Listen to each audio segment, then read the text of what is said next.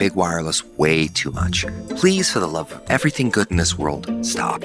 With Mint, you can get premium wireless for just $15 a month. Of course, if you enjoy overpaying, no judgments, but that's weird.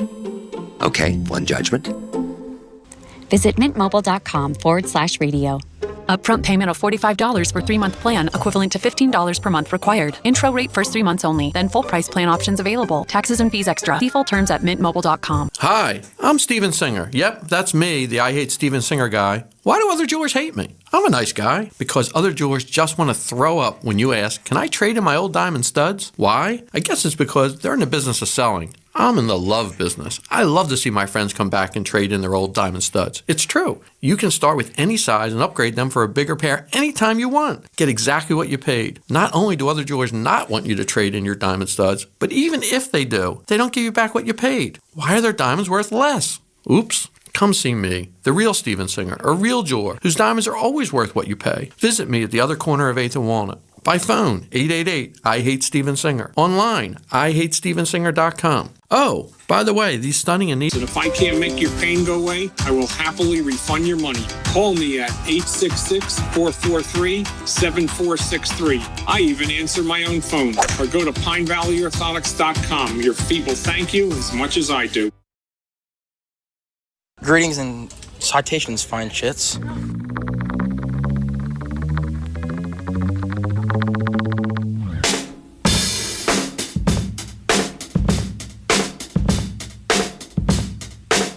Welcome to Sam Roberts Show.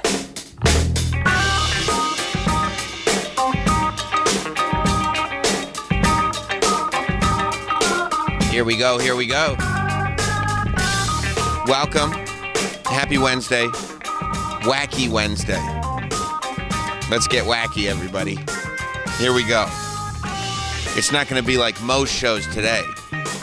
It will be noticeably more wacky due to the fact that it's Wednesday. So welcome. I hope everybody's prepared.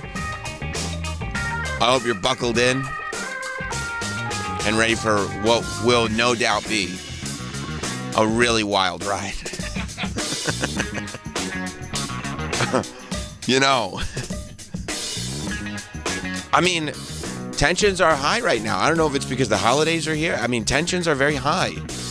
I was getting messages from very angry people after the 90s tournament breakdown yesterday. Very angry. They said I was accused, and I don't know, maybe this goes to everybody in the room, of being music snobs. How? I think it goes back. I think What's Up by the Four Non-Blondes being eliminated rubbed some people the wrong way. Oh, fuck off. Because they were saying, you said the best. You said it was supposed to be for the best song. That's the best song. You said you like it the best. And I said, well, there's other words in it, you know? One hit, wonder, 90s, alt-rock. All these words count. No words.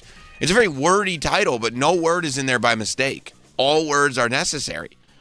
And so it was just, what do you mean, the spirit of the competition? Well, there is a spirit of competition, you know? And if anything, you know, the Four Non-Blondes What's Up transcended the limitations that we had put on the tournament itself. And, you know, to an extent, it's like if you put, you know, 96 Chicago Bulls in an NCAA tournament, they probably do really, really well. But at some point, somebody would say, what does the C stand for? College.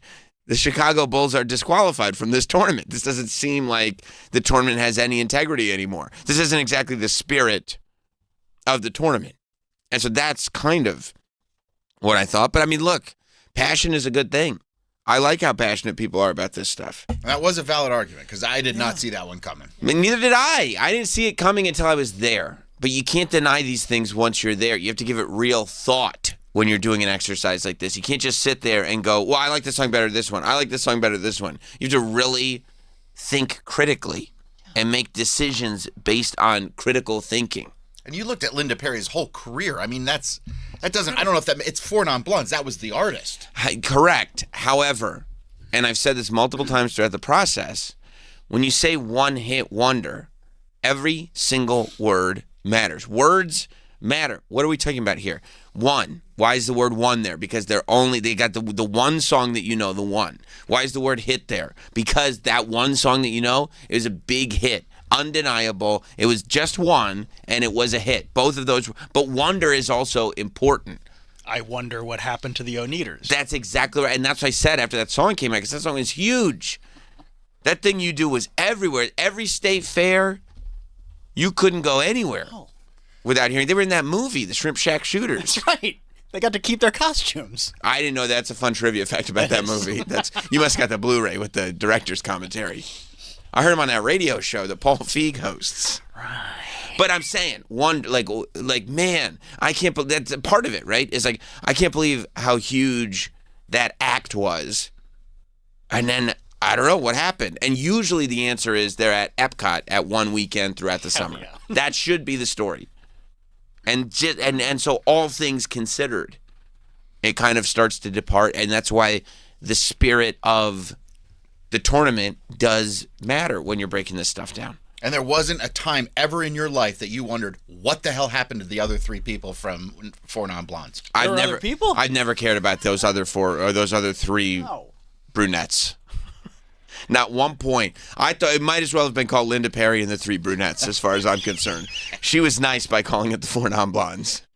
No, there's never up. Like, today was the first day I even considered wondering what happened to the other three. The only thing I know about the other three is that they were not blonde. They didn't have blonde hair. So guitarist Shauna Hall left the band before the first album was even released. Okay.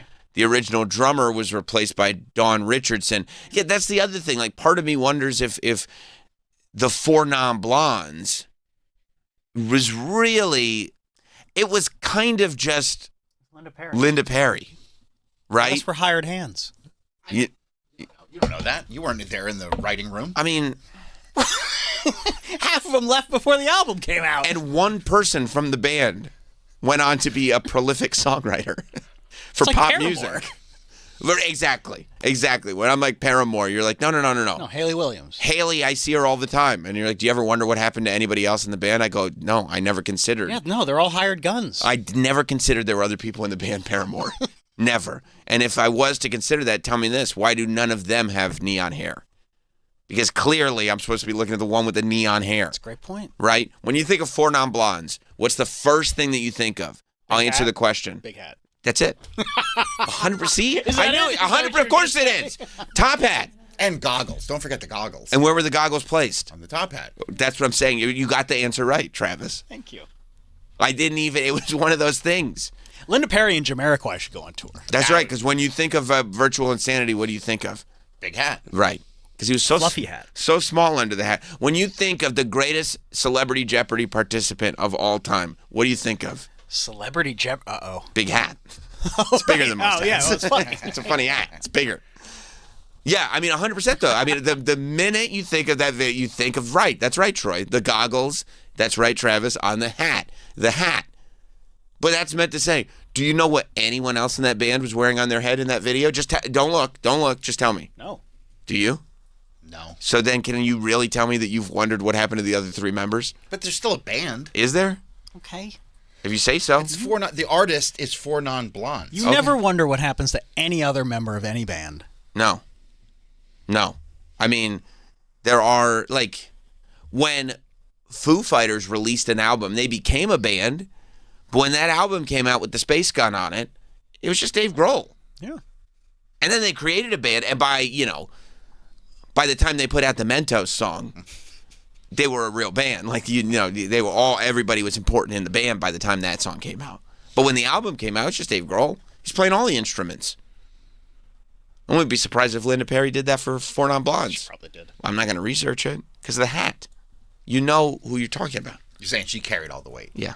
Absolutely. Every pound. I mean, I'm sure that whatever that guy's name is, the other guys, I'm sure they're not happy hearing you say that. Okay. Okay. Well, guess what?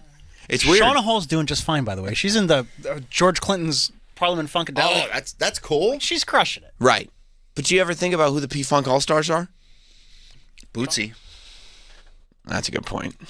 Bootsy's pretty important. Bootsy's really important. Yeah. Bootsy might be the most important. Over George? Possible. I would probably. Musically? Maybe not from a pop culture perspective. Maybe from a pop culture perspective. But musically? Yeah. Yeah. As far as coolness goes, he's by far the coolest. Bootsy, yeah, because you know why? Because George Clinton you could depend on to do fun stuff like cameos and stuff like that. Bootsy might fall off the face of the planet, and that's what makes him cool. Yeah. You know? Yeah. Yeah, look at Bootsy. Yeah. Yeah. No, you're right. Bootsy. Bernie Worrell, of course. Yeah. I stand by my decision. Me too. I mean, it was a tough one. It was not one that I expected to happen. But I can see the outrage. I could see the outrage, and that's fine, but, like, integrity is the most important thing. Opinions are like beeholes, though. Oh, okay. Right? Everybody uses them. Yeah. And they're messy. Everybody pees out of them. Right. No, that's right. That's the old saying. Neil in North Carolina. That's why Troy uses pumpkin. That's right. man. Good morning. This Roberts regime really oppressed its power yesterday with that one, man. Well, listen. We all have votes.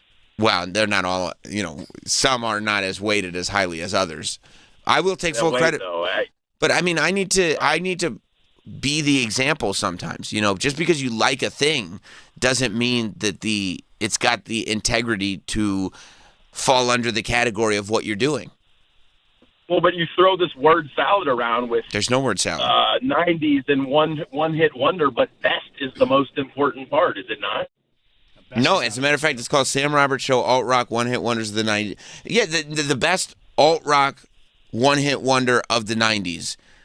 Okay. I can't say best is the most important. Best it certainly doesn't cancel out the other words.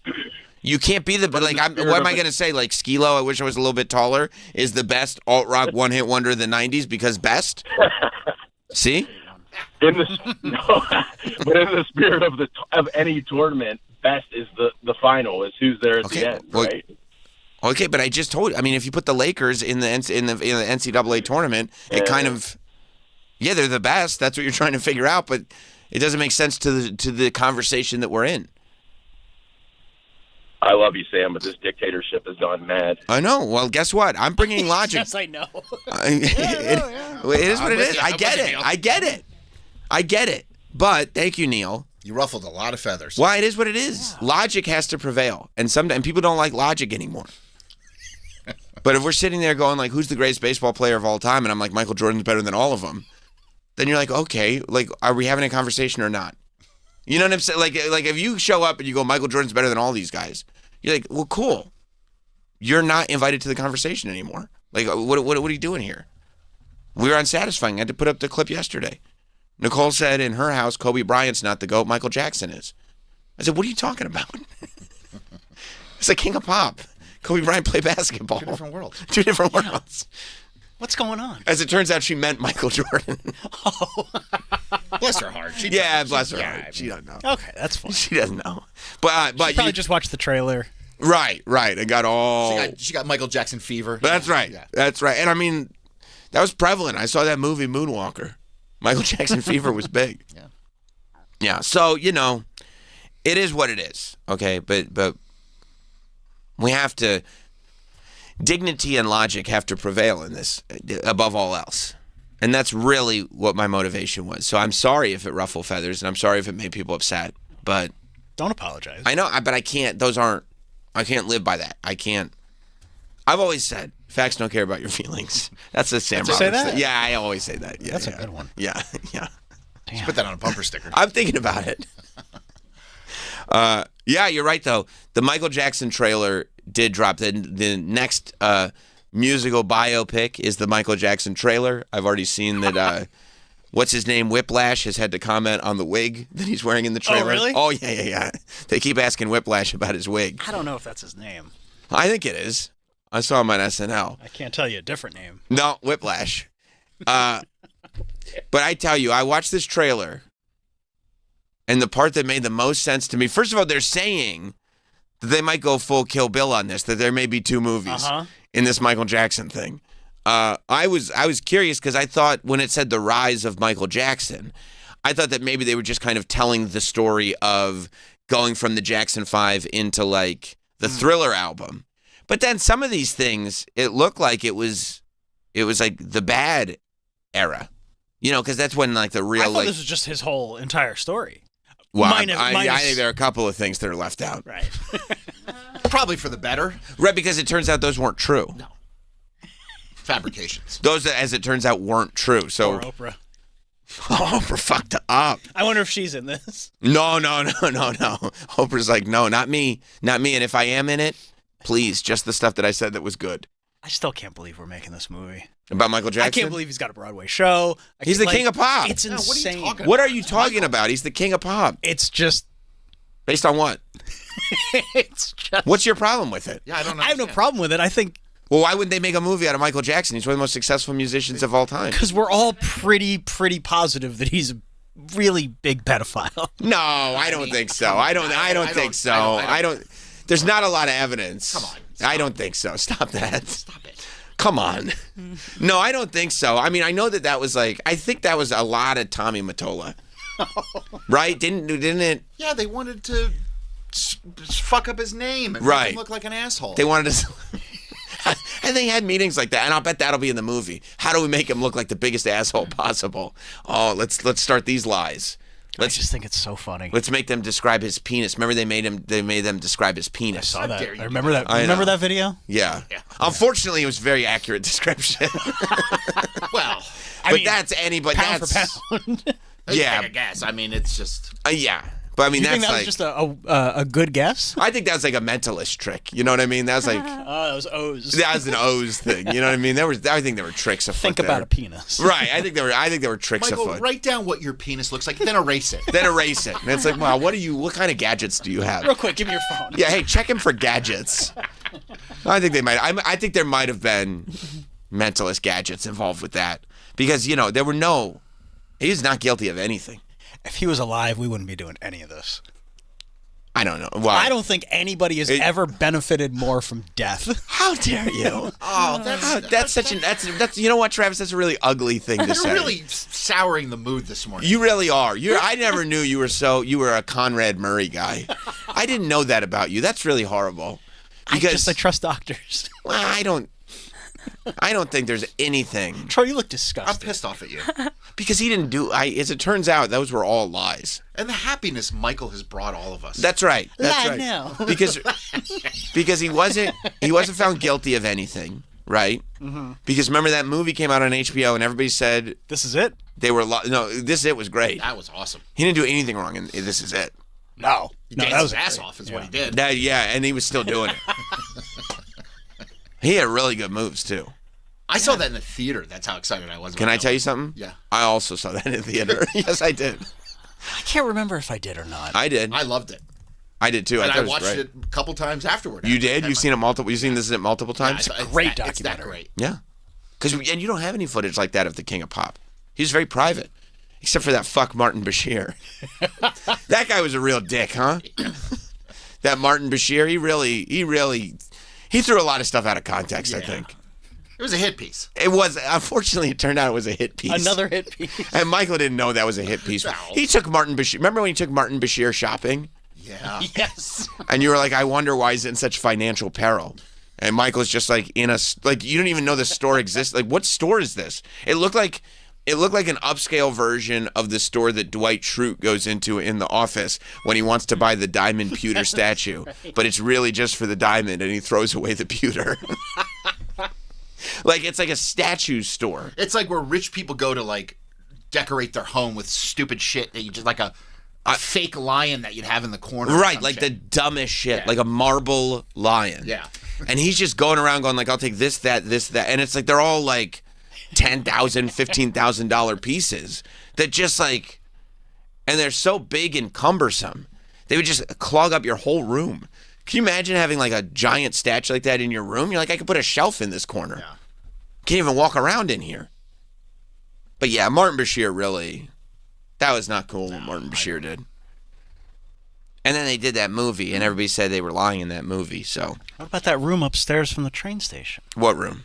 What room? He was the greatest artist of all time. He's the king of pop. And they were like, oh, he made the kids in the hotel be on one floor and their parents be on a different floor. And it's like, well, what was also like the vacancy situation in the hotel?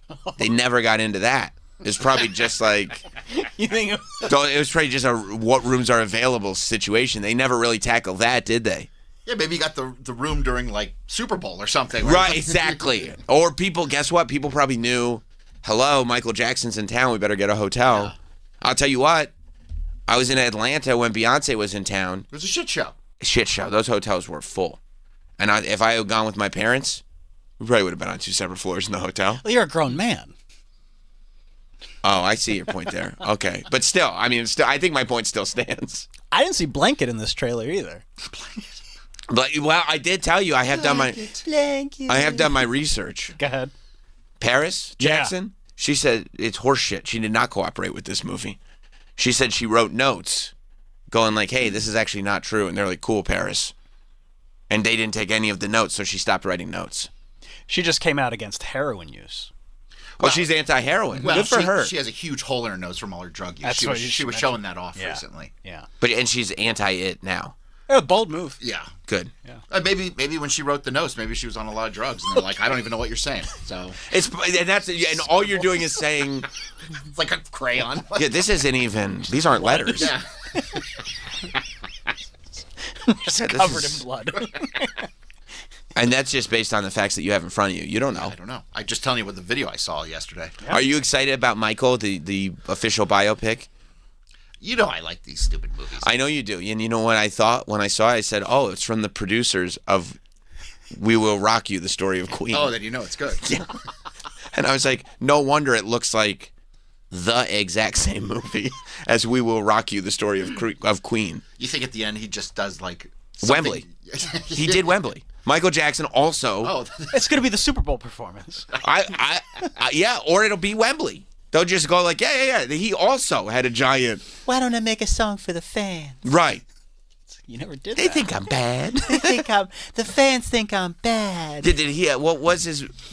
Did he have anything that was anthemic that he could make for the fans? They all think I'm a molester. Let me make something for the fans. You think they're going to bring that up? Well, see, in the Queen biopic, they did a really good job of being like, hey, you know all the horrible things Freddie Mercury was doing? It was this bad apple he had around him. It was all that pesky boyfriend with the mustache. Once that guy was gone, everything was back to normal and good as gold. All the bad stuff you heard about Freddie Mercury, it was this guy's fault. And then you go, did that guy exist from the movie? Oh, in real life? No, he did not. I want to let my fans know they're not alone. And then they'll do You Are Not Alone.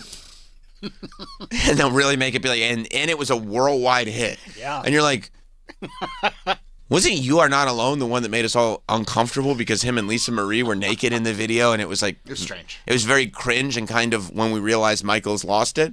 Yeah, that's when we started tapping out. No. Everybody loved You Are Not Alone. Anyway, next that was scene. History, right? Yeah. His story. His story. story. Yeah, you didn't realize if it was a little play on words there. Michael was always very clever like that. I want to let them know the way they make me feel. The way you're making me feel. This could go in any direction. Yeah. This one's for Dirty Diana. They're all saying I'm a criminal, but I'm smooth. Hit it, boys. This movie's gonna be so on the can't nose. Yeah, it's gonna be a tough watch. I like it. Yeah, I think you will like it. Like, you know how you like shitty horror movies? Yeah. I like shitty music biopics. Yes. Where it's like it didn't happen this way. No. Like literally, you know what the best thing in this genre is?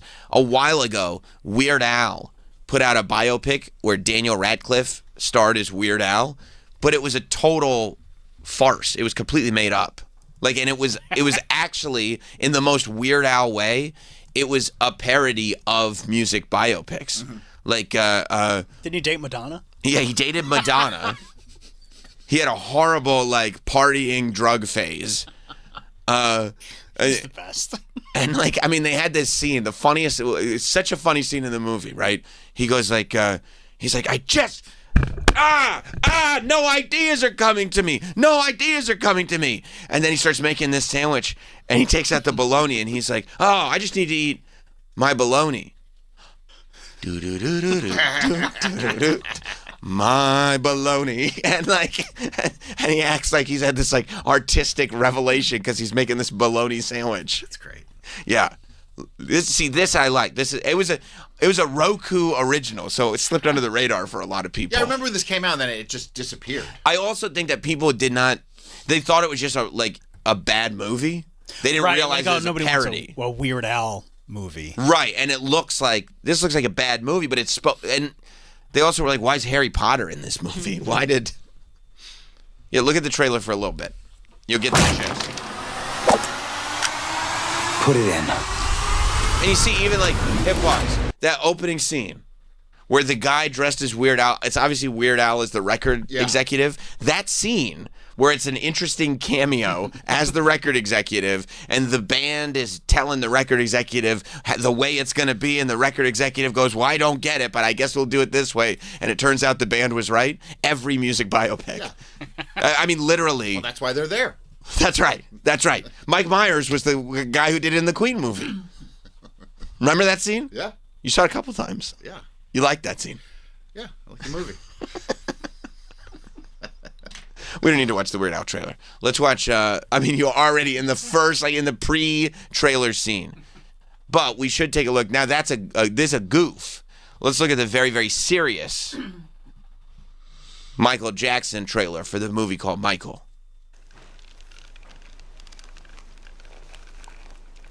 I know you've been waiting a long time for this. The tracks are made. The songs are ready. Let's take it from the top. See, they tricked from the producer of Bohemian Rhapsody. This is your story. Director Antoine Fuqua. Honor your past. So you wanna be and embrace the future. Oh.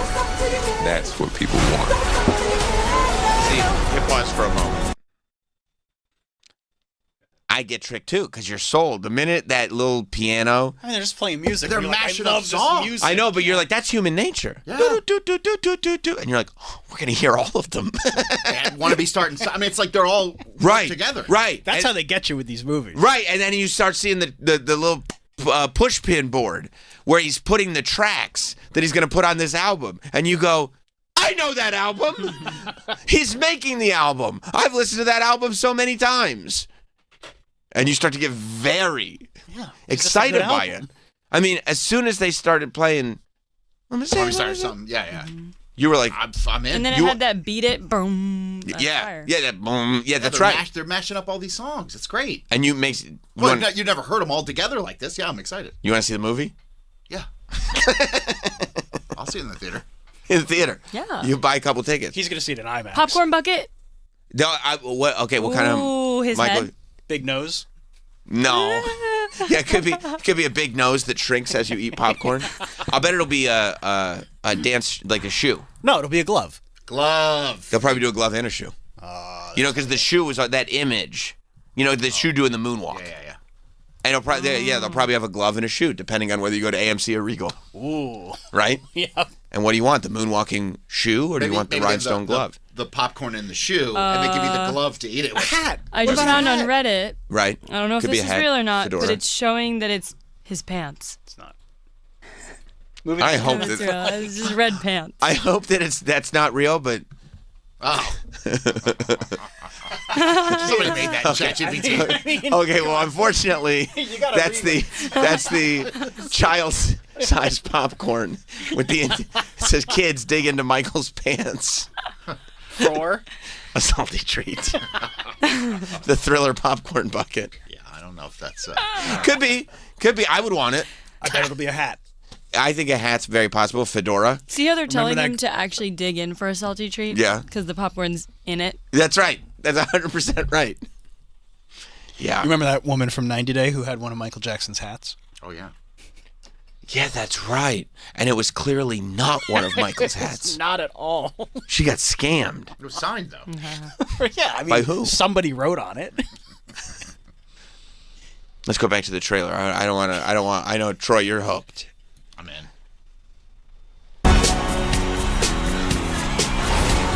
See, that's the way. Yeah, I Q, can you lower the lights for me, please? Okay, but remember, in here, keep those feet still, my man.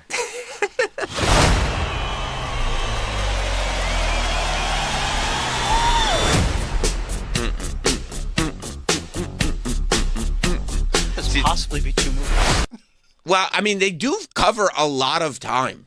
Because by the end, when he's on stage and he's got that leather jacket on, that's clearly the bad era. Right. To go from, I'm just like that looked like he was starting like, that's off the wall. To go from off the wall to bad, that you could do 2 movies to go from off the wall to bad.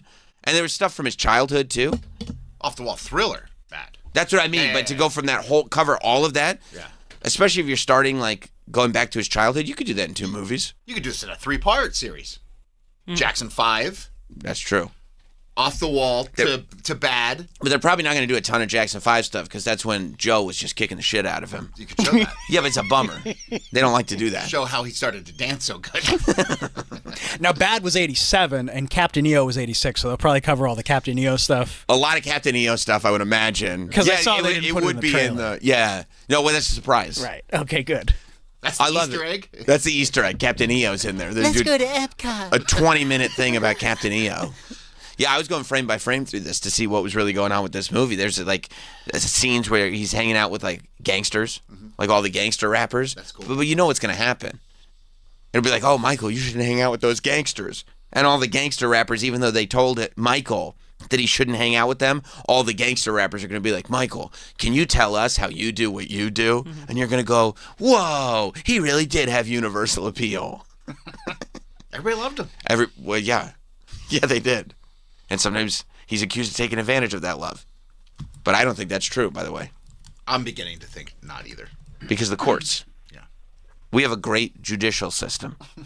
They would have found him guilty if he was guilty. That's all. And that's my stance on everything. And you know they wanted to smear him. Who, specifically? If there's one guy you could think of. First guy at the top of my head, Tommy Mottola. That's right. I heard he's the devil. I heard that too. Okay, good. He had a lot of power. So he did. If he wanted to smear him, he could. He did. Yeah, this means, but we won't even get into like the Eddie Murphy song. You know, the do you remember the time? Oh, Yeah. Party all the time. Because Party Only, no, that's that could be in it though. Well, you could do the connective. No, because Quincy Jones didn't even produce that. It's just a Eddie good song. Murphy did. I just think it might be in it because it's a good song. Hey, Michael, did you hear Eddie Murphy came out with a song? Yeah, it's a really good song. Let's listen together. This really is a bop. Yeah. I mean, you get excited because it's Quincy Jones in the trailer. Yeah, I love Quincy. Right. So the fact that Quincy Jones did, that's exciting. Very. You know? You see the people fainting for him, and they really were fainting for him. They go to these Michael Jackson concerts, they faint. Harry Styles could never. Never. I mean, there was nothing cooler than 80s Michael Jackson. No. It was like, it's Elvis and it's Michael. Those are the people. And individuals. I mean, Beatles is there. Of course. But that's 4. As far as one person just standing up on a stage by themselves and having complete control over all of everything. Yeah, it's Elvis and it's Michael. I don't think it's anybody else. Don't think so. You know what I mean? That's why he still gets it. Elvis was the king and then Michael was the king. And then I guess Beyonce now? I mean, Beyonce's big. Taylor Swift is big. Oh, yeah. Taylor Swift could be up there in Michael territory, don't you think? As far as what? Being as big? I don't think there's anybody that's ever been. I mean, she's up there. She's doing numbers. But I just think that it's more difficult now to nothing is as universal as things were then. Sure. Mm-hmm. Like if something was popular, it was popular. Like you can live your life now and avoid Taylor Swift completely. Yes. It's difficult. You have to put in the effort, but you can do it. You could not do that with Michael. Well, no, but we lived in 5 TV stations. But that's what I'm saying. That's why it might be impossible. So I mean, Michael, you could avoid Michael now. Not with this movie. No, but what I'm saying is you put him in 2025, you but do that's the my same point. thing. That's why there's you can't have another.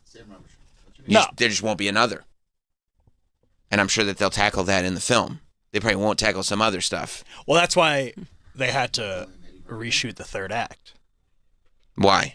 Because in the original script, a dramatization of one of his his first accuser was in the movie, but part of that accuser's legal settlement was that he would never be dramatized in anything. Really? Yeah. Whoa. Because but he didn't apparently wanna... it was in the movie. I don't know how much of it was in the movie. Maybe it was just a quick thing. Because if you remember, like, I mean, that was a massive. The first, huge. The first one was huge. First one was huge. So they ended up having to like reshoot for like 20 days, like the entire third act. They had to change it. Then Because they just didn't know that was like. I guess like. Nobody told them? The estate didn't know that was part of the deal, or the movie company didn't know that was part of the legal settlement. And then it kind of became let's try to split this into 2 movies and let's do a lot of reshooting. Yeah. The rumors a few months ago were that this first movie ends with him leaving the Jackson 5 after Off the Wall. Oh, that's not. I mean, who wants to see that? I mean, that's not a whole movie. Can you imagine? Jackson 5 had some great songs. I mean, yeah, they had some great songs, but I'm not. I saw that on VH1 over and over and over again. But I this saw trailer makes it look like that there's is so not much the case. If you go to this movie theater and you buy a ticket and it stops at Off the Wall, I mean, you're gonna have arsonists showing up. That is crazy to say. That would be like, well, Titanic's going to be 2 parts, and we're going to end the first movie after the ship sets sail. I'm not here to see the ship set sail. I'm here to see that motherfucker sink. Okay? I mean, if you tell me... I mean, you got to get to Thriller. If you're not getting to Thriller... At least get to Thriller. At least get to Thriller. At least get to Thriller. In that trailer, he is doing the Bad concert in Wembley Stadium. Now... This is just the teaser. If you don't get that far, you don't get that far, fine. But why would you put it in? I still don't think they know what they're doing. That's probably why they would put it in. The Lionsgate CEO said, like, yeah, we might split this into 2 movies. Like, they don't even know. This trailer might be completely not at all representative of what the movie actually is. Bro, if they stop at Off the Wall, it's a crime. They should be arrested. I mean, Off the Wall was incredible. It was incredible, but you're not watching the Michael Jackson movie Yeah, but to then be the like... second one comes out, and then in 20 years, and then in 20 years, Michael: The Whole Bloody Affair comes out. I watched Michael: The Whole Bloody Affair. It was on HBO. Oprah did the after show. His lies. Justin in Florida, did Travis nail it? Well, yeah, Travis. God damn it! I wanted to say that, but no, Travis is completely right, and even Anton Fuqua even said, yeah, if the movie makes enough money, they film so much footage that they will do a sequel, but they don't even know if they're going to do one. This movie's going to make so much money. Yeah, because there's a bunch of Troys. No offense. I like Michael Jackson. What do I you know. want me to say? No, that's fine. You meant like in his demographic. Yeah. Yeah. Yeah, but I Queen think, movie did well too. I mean, dude, they nominated the dude for an Oscar for the Queen movie. He did a great Because job. he looked like him. He looked just like him. He put fake teeth in. He had the big teeth. Who else had those teeth? Give that man an Freddie, Oscar. right? Yeah. Yeah, but He like I walked said, in looking like him. Let Justin finish his sentence. Sorry. Oh, sorry, I'm stepping all over you guys. Yeah, but no, that's truly like the case. I think Travis 100% is right. They don't know what the hell they're doing with this movie, and to be completely honest, they could have shelved it like the Batgirl movie. But anyway, thanks, guys. I love when you talk about music. You guys are the best. Thank you, Justin. You are the best. Thank you. Lionsgate movie boss promises more Michael soon. That sounds like something a guy says. You know what I mean? Like I don't think they know what the hell they're doing. Well, yeah, but he goes like, well, what if I told you more Michael? And it's like, what does that mean? Well, you have to wait and see. I mean, I probably will watch the movie. I hope you would. You love young Michael. But are you going to be pissed if it ends it Off the Wall? Furious. Guys, I'm leaving. Dong. I've got an idea. And then the credits start rolling, and you're like, oh, you got to be fucking kidding me right now. You have to be fucking kidding me. If I hear "Don't Stop Till You Get Enough," I'll be happy. You'd be like Patrice. Come on. Boo! Boo! Rock with you? Come on, man. And that's where it ends? Yeah, there's great stuff. Yeah, I know. For like, So it's not like you're getting a shitty Michael album. you're getting it's not an album, it's a film. No, I'm talking about if it ends with "Off the Wall." No, Off the Wall is the beginning of Act 2. That's the structure. Yeah, it's not like the first movie is the making of history and then they go back. Now, well, if they do it Tarantino style, I'd be okay with that. No. If they start with history, then hit bad, and then they end with Off the Wall, because then they already hit all the, like, if they go, this is it. History, yeah, if they start all the way back, and then they end with Off the Wall because we hit all the solo albums, yeah. So then where does the second one, if you only do up to Off the Wall's release. God bless. Well, do you remember that there was like There's so much after Off the Wall. there was a made-for-TV movie that used to air constantly when I was growing up on VH1. That it was just the Jackson 5. It was the story of the Jackson 5. And it was like 5 hours long, but it would just be on VH1, and you never knew where the beginning or end was because it was just on all the time, and you would flip channels, and it would just be on again. But you think part 2 is going to be like 3 hours because there's just so much of its solo stuff. I mean, yeah. Like, how do you? With it, there's no way they're stopping the movie with Off the Wall. There's no way. But at the same time, we're talking about like, okay, well, this movie should just be one movie about everything. I mean, that seems like a lot. It seems like a lot. But you should probably do 2 movies. That makes sense. I'm fine with 2 movies. But again, you have to, if you're going to do 2 movies, first of all, the reason they wouldn't do 2 movies is because they want to keep the happy smiley face on it. They want to keep it shiny. They don't want to get into the Martin Bashir of it all. Asshole that he is. No fun guy. So I think maybe they filmed the shopping scene. That's a nice statue. I think it would have to be, because it's really difficult to go past bad. I mean, even dangerous. It's really like, it's difficult to go, because by the time Dangerous comes out is now when people start talking. Yeah. You know what I mean? That's when they start talking. So you almost have to stop it before Dangerous if you don't want to tackle everything. And if you want to tackle everything, going up to bad. Yeah, because if you want to tackle everything, then it's not a happy. Things started getting weird though with Bad. They started to get weird, but it wasn't. But we were still on board. Yeah. People were still on board. Sure. Dangerous is where, because it was like he did the Moonwalker movie, and that was almost like the peak. And then I think Dangerous came out after the Moonwalker movie. And Dangerous was where, like, you know, he did that. You could skip Dangerous. Dangerous is good. Dangerous is Just really good. Dogging me around. I love Black or White. Right, Black or White. But that's what I mean, right? Like, now he's established. Now he's the king. Now accusations are coming out. Now the weirdness begins. Now he's buying Neverland Ranch. Now it's like, okay, what are we doing here, dude? What are we doing? You've become, and also, in order for these music biopics to work on this very excruciatingly simple level. What do you mean? I mean, painful, like, insultingly simple level. Like, hit you in the head with a hammer, simple level. I don't know why you have to keep driving it home. Well, because Travis asked what I meant. You have to keep it somewhat relatable.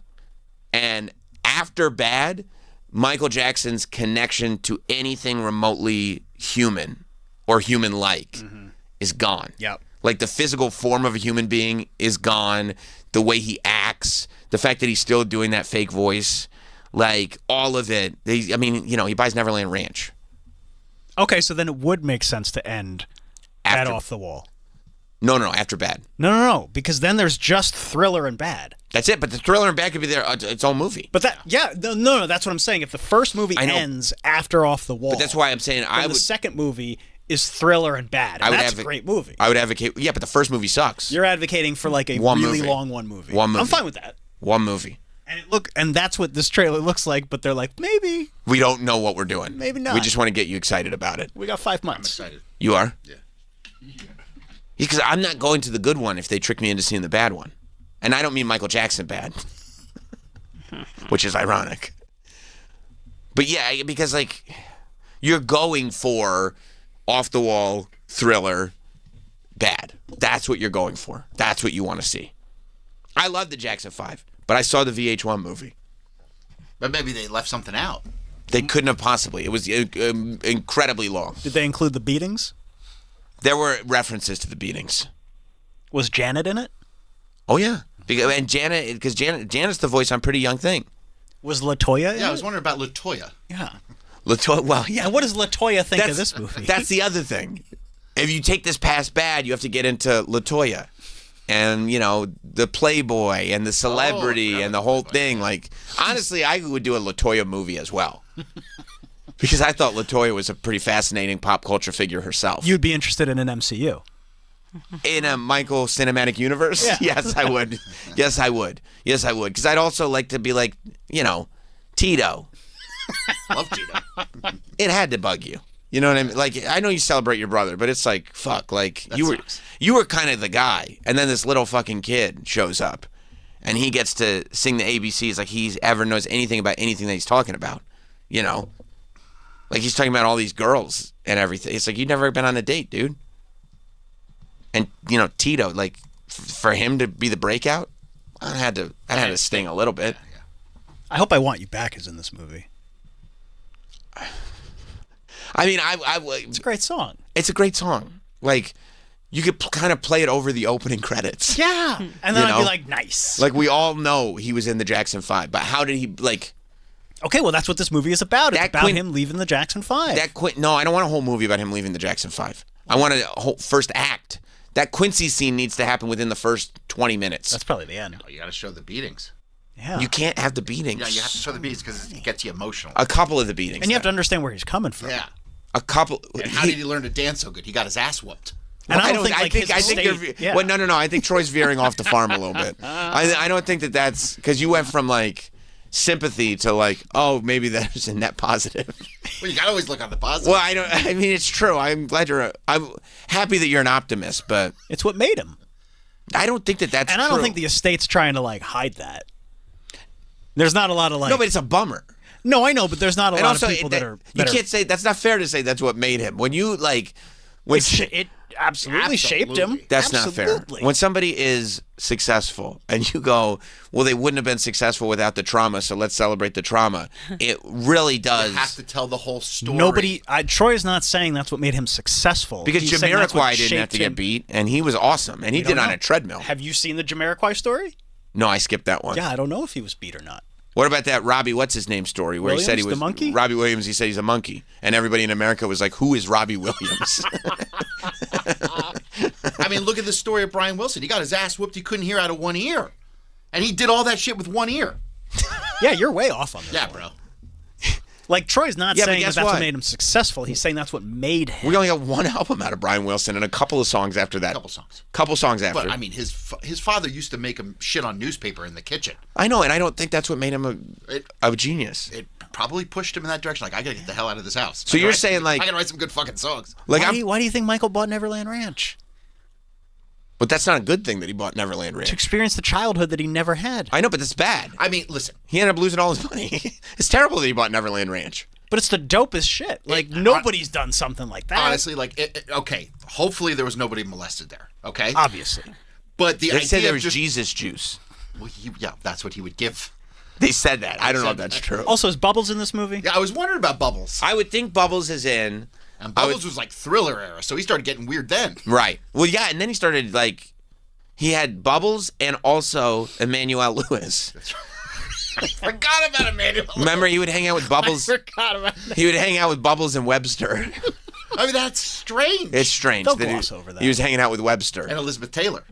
That's right. And he was like, this is my girlfriend, Elizabeth Taylor. We're like, yeah, sure. Yeah, We're in yeah. love. And then it was like, okay, fine. Well, this is Brooke Shields. We're also deeply in love. And everybody was like, huh? What? They'll skip over all that. I'm deeply in love with Brooke Shields. But I decided tonight I'm going to show up with Emmanuel Lewis. Maybe that's how the movie ends. I decided to hit the red carpet with television's Webster. Like, because he's a little person. He's a little person, and I can hold him. It's funny. I can hold him like a pet. You see? I can pat him on the head, and he smiles. And I want to be around kids, and he kind of looks like a kid. He kind of looks like a kid, and he is a kid. Yeah. He's not as young as you think he is, but still young. And Gary Coleman said no. I hope they go full crazy. I mean, he was a nut. Emmanuel Lewis? No, I think Emmanuel Lewis had his head on straight. He knew this is a good opportunity. I'm going to hit the red carpet with Michael. Yeah, there's a lot to talk about. There's a lot to talk about. Right, but I think they're going to gloss over a lot of it because most of it's not covered in the trailer. They're more thinking of like... the producers of Bohemian Rhapsody. Of course they're going to gloss over it. Yeah. And they always do. None of these... Like Freddie Mercury had a lot going on. And they were really more like, let's focus on the Brian May of it all. Yeah, I mean, isn't that why Sacha Baron Cohen dropped out? Yeah, because he was like, this is not a movie. Yeah. It's like, this is just you whitewashing history. This is not... yeah. And that's what they're going to do here, whitewash history. Yeah. I didn't see it, but didn't they just not cover at all him being gay? The Queen movie? Yeah. They kind of alluded to it. I mean, and yeah. Come on. Well, he was with that boyfriend. Yeah. He was with that dude. Remember they said that dude was a bad influence on him? But I mean, Freddie was. I mean, they have pictures of Freddie Mercury in bed with like 10 guys. They didn't bring that up. They didn't bring that up at all. Like, Freddie was a crazy motherfucker. No, they were like he was in a pretty, monogamous relationship with this guy, but this guy was bad news. And all the bad stuff you heard about Freddie, it was this guy. Shitty movie. It was the worst movie I've ever seen in my life. Honestly, like none of them are that. Like the NWA movie didn't get into any of like the crazy details. No, the NWA movie was better than. It was fine. The Queen movie, but yeah, I mean, it was like. The Doors movie was good. Yeah, that was cool. The Doors movie was good because, like, Oliver Stone did it. Yeah, and You know Val what I- Kilmer's like. And I haven't seen it in years. I wonder if it holds up. I would watch it again. I also want to know that. Yeah. But it when wasn't. it came out, I loved it. Like the end. Yeah, you're right about the NWA movie. Like they made their own movie. And Biggie had a movie too, and I was like, it was okay. I mean, it was. Yeah, but I think the same thing. Like I think Diddy was like a producer on Biggie's movie. Yeah. So they're never going to get into the details of how terrible things are. No, because it would never make it to theaters. I'd love to see it. I would too. How fucking nuts Michael was. Like, get into all the details. Yeah. Have him flipping out and he goes into his regular voice. You think that? I know. I love that. I don't know if you see that, but like on X, like there's a video pop up of like Michael talking in his regular voice. And it's like he was at the James Brown funeral and he just starts talking in his regular voice. Like, why are you here? I'm here because of James. Well, you just listen to like live performances, especially from like the bad era. Yeah. Where he's like, and you're like, oh, what do you think, Michael? I don't know. And you're like, what do you? Why are you doing that voice? What are you talking about? I just heard you sing, Amy. This is Michael at James Brown's I funeral. don't think I've seen this. Okay. What brings you down here today? James Brown. Yeah. What did he mean to you? Everything. He was my greatest inspiration. I think very much. Did you get all your dance moves from him or some? A great deal of them. Yeah, he's got like his voice is several octaves deeper. Very much. And also, you can hip hop. And there's other ones where he's on stage and he sounds like this. But this is great because this is the wild era of Michael when he would travel with the Nation of Islam. That's right. See, you can see the Nation of Islam. I forgot about the Nation of Islam. Right, that he would travel with the Nation of Islam. What was that about? Well, you know, he had to have people watching his back, so he got the Nation of Islam. You don't think that'll be in the movie? I don't think they're going to tackle that part. That was post. That was post bad. There's so much I want in the movie. I know. I forgot about the Nation of Islam. Of course, he needed to have he needed to have the right people together around him. This was the Mottola era. It's a bad era. Not Michael Jackson bad. No. Mark in Boston. What's up, Mark?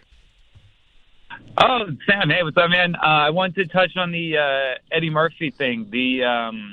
They did a song together that they recorded. There's even a music video. It's called "What's Up with You," and they're like floating in the clouds. And dude, the song is such a bop. It forgives like any allegation. Thank you, Mark. Yeah. Like, do you think in the movie they'll cover when he bought the Beatles catalog out from under Paul McCartney? Should. That pissed Paul off. He was furious. That's Paul's idea. I know.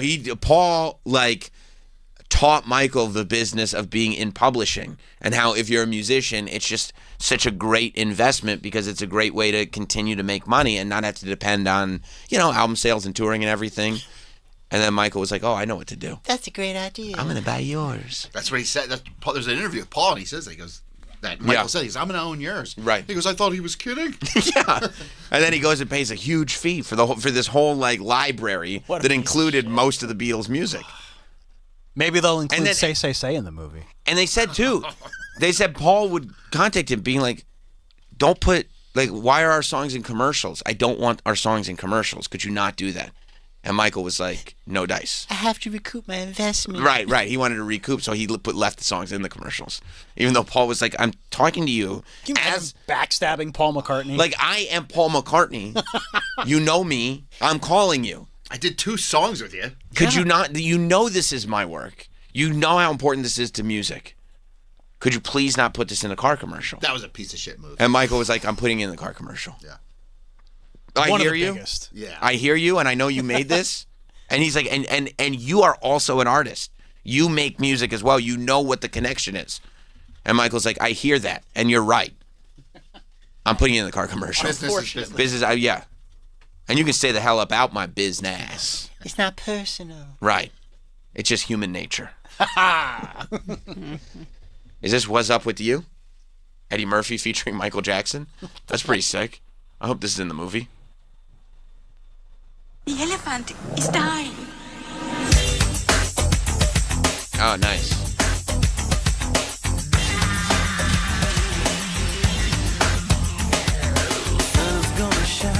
That's Eddie. I've never heard this. This looks like a commercial for a Scholastic book fair.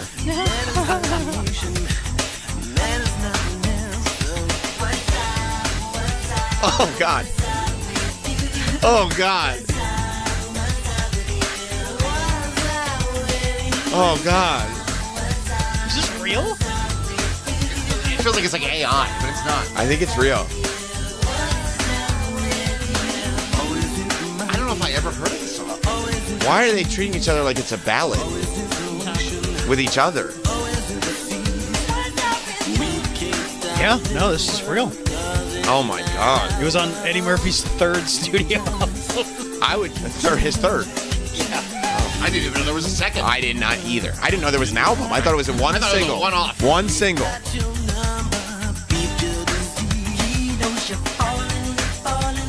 I like the hook. Let's get back to I want to.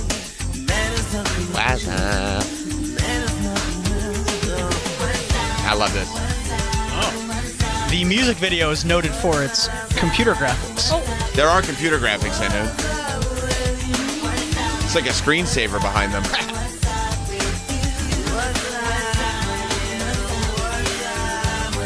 This music video makes me think of an AOL disc. Yes. 30 free minutes. Why is Eddie singing to him like that? It's very romantic. It is. There's little hearts with wings. There flying are hearts around. with wings. This is a very romantic song. Oh, it was voted by MTV viewers in 1999 as the third worst music video of all time. Well, that was the, you know what? But that was the 1999 was a very mean time. It really was. They did a whole special called 25 Lame where they did the 25. Fuck you guys. You know what? Like, you guys said this was cool. You can fade this out. Can you imagine the nerve of MTV? You guys are the ones that platformed this. And then you do 25 Lame. So all of us that were experiencing white angst at the time could talk about how much this stuff sucked. That was the Woodstock crowd. I mean, in all fairness, that did suck. It was horrible.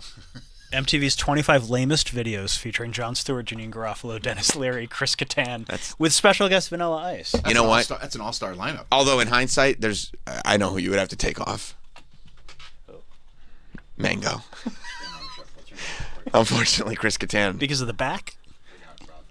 It's just like those other three are like icons of the era. Oh, somebody posted it. Those other threes are voices of the generation. Yeah. And Mango. They were with Thank Mango. you, Mango. I love Chris Kattan. You guys want some cookies? But, you know, it's not exactly the same. Sam Robert Show, what's your name? You know what it sounds like? First of all, I think you should sue Budweiser. Who? Michael, his estate, Okay. should sue Budweiser because the whole "What's up?"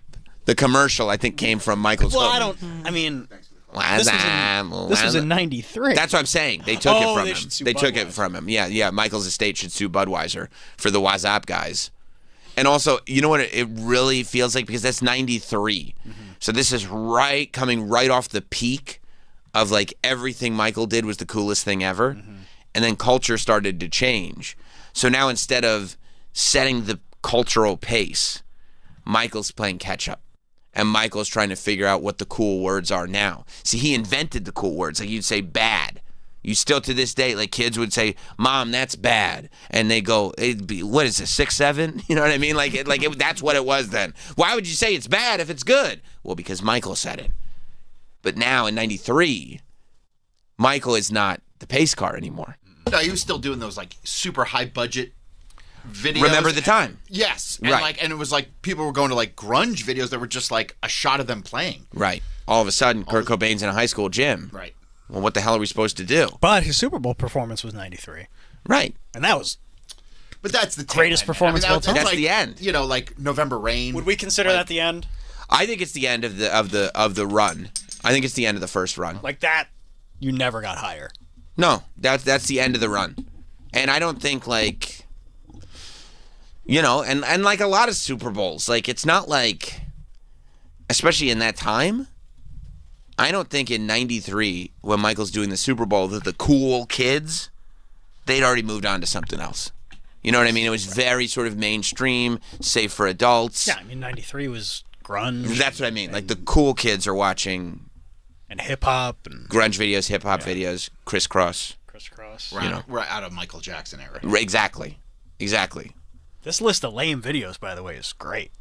Well, I'll go to that in a there's second. great songs. Hold that up there for a sec. because I think when Michael's saying "what's up," he's like trying to talk like the kids, and that's when you know it's like, uh-oh, as opposed to just like, man, it's a difficult thing, and this is what I'd like to see a movie about, like even Michael having to have that thing in him where he's fighting to stay relevant, even though like the move is just to just be Michael, and people will continue to appreciate you. Like Ozzy never I mean, the one thing he did was that one short era where he bleached his hair and tried to make it big and everything, but the reality was he just needed to lay low for a second, and then people would find his stuff again and just appreciate him for being Ozzy. Like you cannot stay up there the whole time. But if you take a dip, maintain some level of integrity, then you will, every single time, if you're that big, you will 100% come back. What's up? You just can't what's up. What's up with you? Right. See, if you what's up, you're ruining the whole schedule. Like Limp Bizkit. You know what I mean? You dip out, and then you'll come back and be appreciated again. But you can't what's up with you in the meantime. Let's go to Rob in Verona. What's up, Rob? The tune kind of sounds like Feld Dogs. What's up with the youth? It does have a Corey Feldman vibe, and it almost makes me wonder if like Corey the Feld Dog is like, instead of mimicking like peak Michael, he's mimicking directly post peak Michael, which is not the Michael you want to mimic. You don't want to mimic 93 Michael. You want to mimic 89 Michael, 88 Michael. That's the Michael. It wouldn't surprise me, though. If he thought 93 Michael was the best era. That's when he started doing his really good stuff.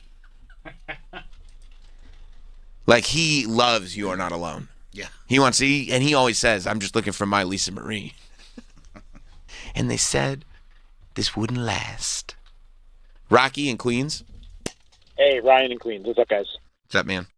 Hey, Corey has actually accused Michael Jackson of stealing that song. No way. Yes. Yeah, I'm pretty sure What's Up with the Youth was, he said he showed it to Michael, and Michael felt so in love with it that he actually ripped it off.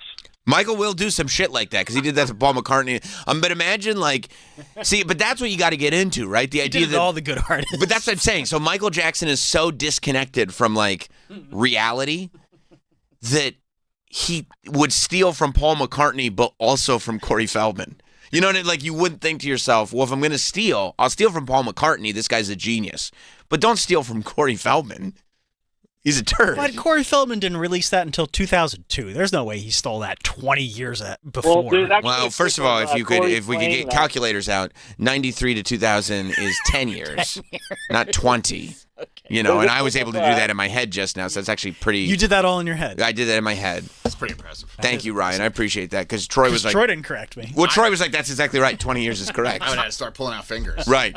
He started typing ChatGPT. Could you solve Help this? me with this. Yeah, because this ain't a calculator question. AI, can you help solve this equation? Where's the abacus? Solve for X. Okay. Our AI overlords are saying Corey Feldman has not accused Michael Jackson of stealing a song.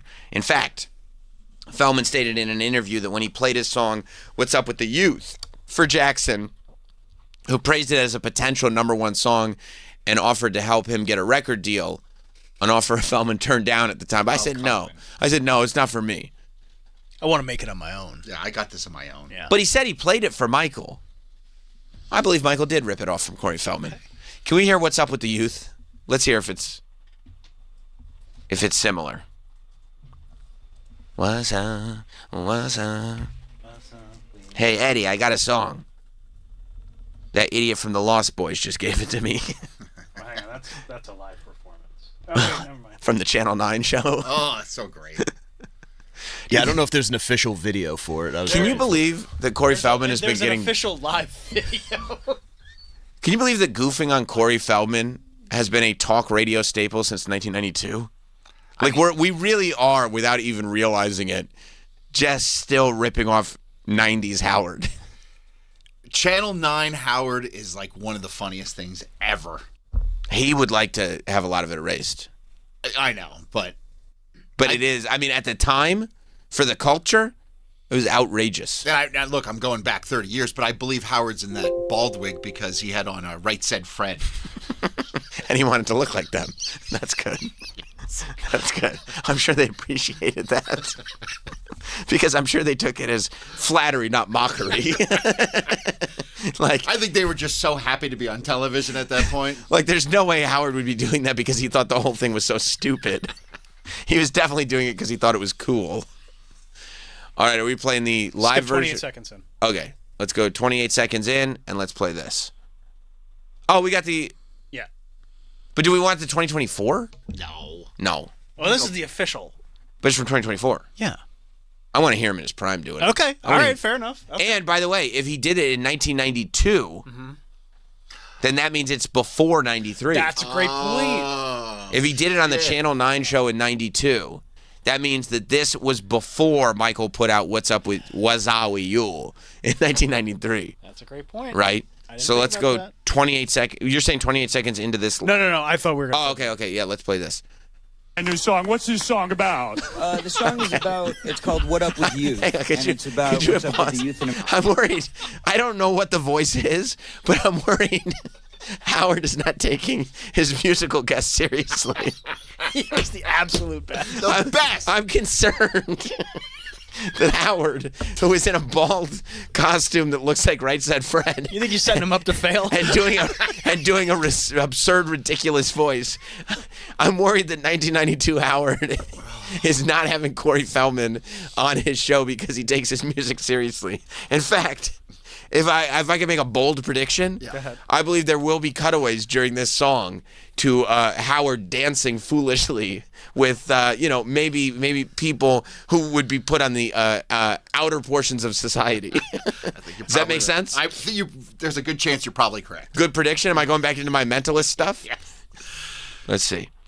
America today, gang violence, drugs, and that kind of thing, trying to make the world a better place. Hey, I could relate to that for sure. Let me tell you something, man. I'm not kidding. I really think that's good for the youth, you know? You wrote this yourself? Yeah. You wrote it yourself? Wrote it and produced it. Let's hear for Corey right now with the song. Let's all start dancing, baby. Go ahead, Corey. Okay, hang on. This is great. Okay, so you have to see the juxtaposition that's going on here because Corey... Mike, how do you feel about the 90s? Oh, they were great. We had a lot of fun. Corey has an anthem that he wrote to speak to the youth about the dangers of drugs and gang violence and like really trying to make the world a better place. Those were a big deal in the 90s. It was real, and it was tough. We were being warned about that in suburban high schools. That's right. Nancy Reagan previously had helped us out with that. Now the Bush administration, probably. But Howard, unfortunately, as the host, again, has a dance party around him. I'm not 100% sure why he's doing that ridiculous voice, but it is indeed ridiculous. And as it pans out, we see that, unfortunately, Howard has very short shorts on with, his gluteus cheeks. At that era, he really loved showing off his butt cheeks. Because he knew I was funny. It was not a flattering thing. It was funny. So he's got his ass cheeks hanging out of his shorts. And while Corey Feldman is getting ready to perform his song that he's really worked really hard on, Howard is going to dance on stage with his butt out. There's a lot of attractive females there. Well, yeah, it's a dance party for Corey Feldman. And Howard is dressed like Rikishi.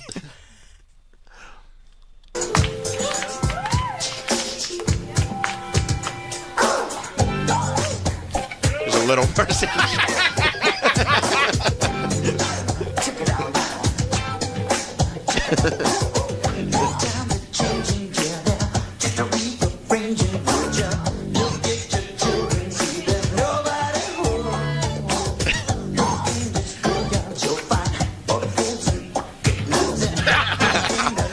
Howard's dancing.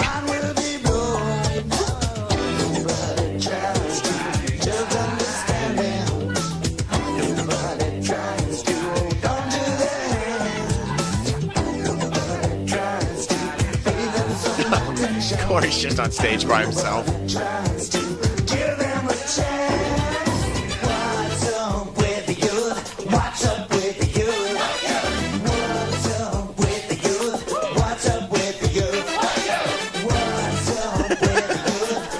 It's not a great song.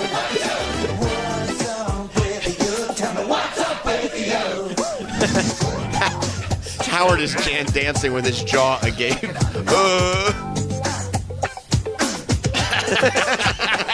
Somebody put a blow-up doll on stage. He's tongue-kissing a blow-up doll. Women in their underwear dancing. Was that Baba Booey in a tank top? Stuttering John? Stuttering John. So funny. So funny. You can fade out of it. Okay, now Howard's showing his butt cheeks. He's spreading his butt cheeks so everybody can see it. I mean, just the outright mockery of everything happening. You don't think he's taking it seriously? No, but I miss this. Like, not the downright mockery of a human being, not the public humiliation necessarily, but just the idea of creating an environment that is so ridiculous. Absurd. It's just completely absurd and ridiculous. Just the silliness of it all. Yeah. I love that. Me too. It's the best. And nobody held a gun to his head to get up there and perform. He wanted to perform his song. Yeah. Now, I feel two ways about it. I think that it definitely could have inspired Michael Jackson's What's Up With You. Yeah. However, I mean, he's ripping off Michael Jackson. Right.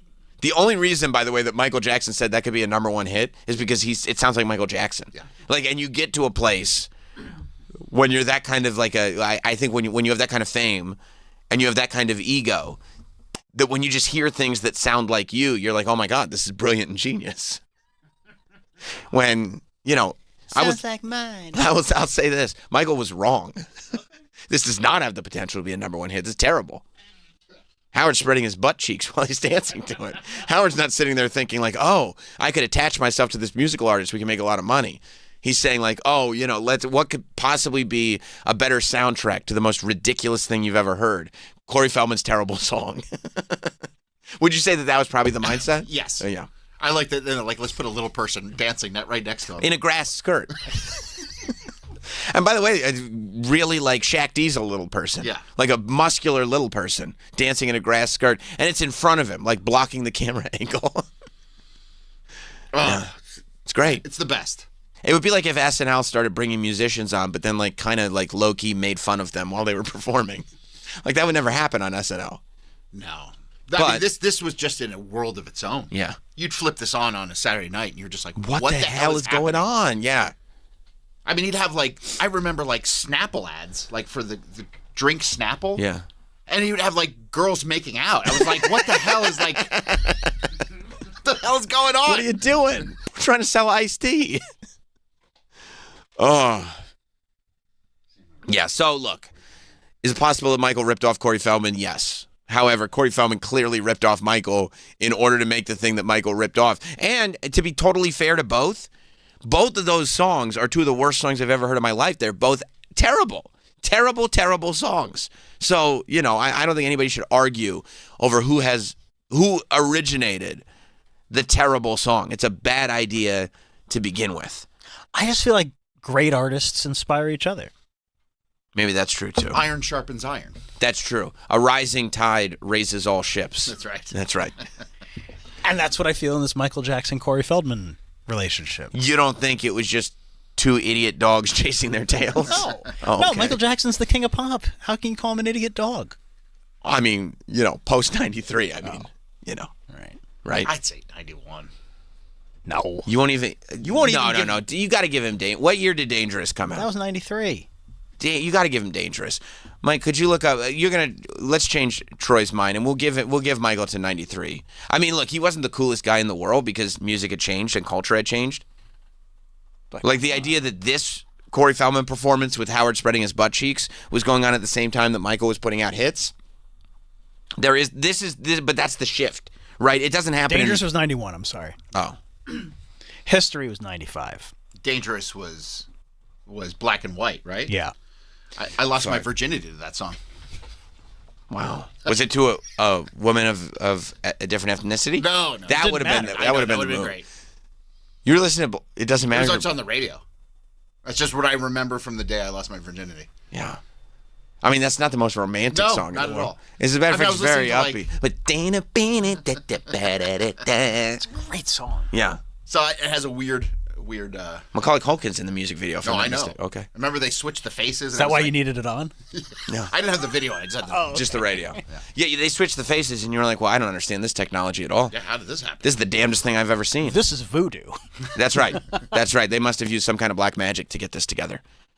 Yeah, I would say 91. All right, You're so right. maybe 91. In terms of recording, that was the end. By the way, I was listening to Nirvana, so like I know. That's what. But culturally, I would say 93. Yeah, when it You was can't like ignore that Super Bowl. no, but it was the very end, the absolute end. And by the way, what year was the Super Bowl? 93. 93. What month is the Super Bowl? January. Right. Yeah. You see what I'm saying? So, it's hard to give them all of 93 even. Because by December, you're not still thinking about the Super Bowl. And those allegations were in 93. What allegations? Just Corey Feldman plagiarism allegations? Yeah. Oh, yeah, that was hard for him to get past. The worst allegations of his career. Plagiarism from Corey Feldman for the song What's Up With You? Oh, yeah. Yeah, I could see where that would be tough. Yeah, no, that's right. Yeah, so And he's then lucky. History was 95. He's lucky that lined up, Mm-hmm. because then you could blame the allegations on the fact that he fell off, not the fact that he didn't put out any more good music after that. So he's very lucky about those allegations. You don't think "Scream" is a great song? I mean, I got one. Okay. They don't really care about us. That was from History. That's a good one. Yeah, but it's like okay. Hey, There were how many songs on that? Like 30? Because it was a double album. And it was also like, I feel like when that song came out, it was kind of like "You Were Not Alone" is in History. I know, and that's cringe. Why? Now you can look back. No, because if it's on the radio, you'd be like, all right. Yeah, I'll keep. Okay, cool. You're telling me that Michael was still cool when he had his mushroom cut. Okay, that's a good stance. Great stance you guys are taking. Really, that's gonna really Hear me out. Yeah. Hear Let me Troy out. talk. He's the music buff. When here. you look back, you can listen to it now with a new appreciation. Okay, that's fine. But in '94, No, I was not. I was Right. not into it. because I remember when I would change the words to that song and say, "You are not alone, I am here with you," and I would say this, "Though we're far apart," and then I would jump in, and you know what I would say? What? I bet I know. "I can smell your fart." That's what I thought of that song. That's a good line. Thanks. That was my parody. That's and I would sing it to my brother. He'd think that shit was hilarious. Oh, I He forgot. couldn't believe it. The first disc of History was a best of. Of course, because it's history. Right. Disc 2, yeah, okay. It's 15 songs. So You Are Not Alone was not, and then when he came out with They Don't Really Care About Us, like you can listen to it now and go like that's a cool song, but then it was like he was being aggressive in '95. Nobody was taking that shit seriously in '95 when he was like, we had like gangster rap. People were getting shot over music in '95. That was not a real. This was not a serious song in '95. Did I forget that R. Kelly wrote "You Are Not Alone"? They do try to. Like Michael didn't even write it. Like R. Kelly is the only one credited as the writer on that song. He's a great songwriter, R. Kelly. And I forgot that he did a cover of "Come Together" on History. I forgot about that too. You know why he did it? Because he owned the music.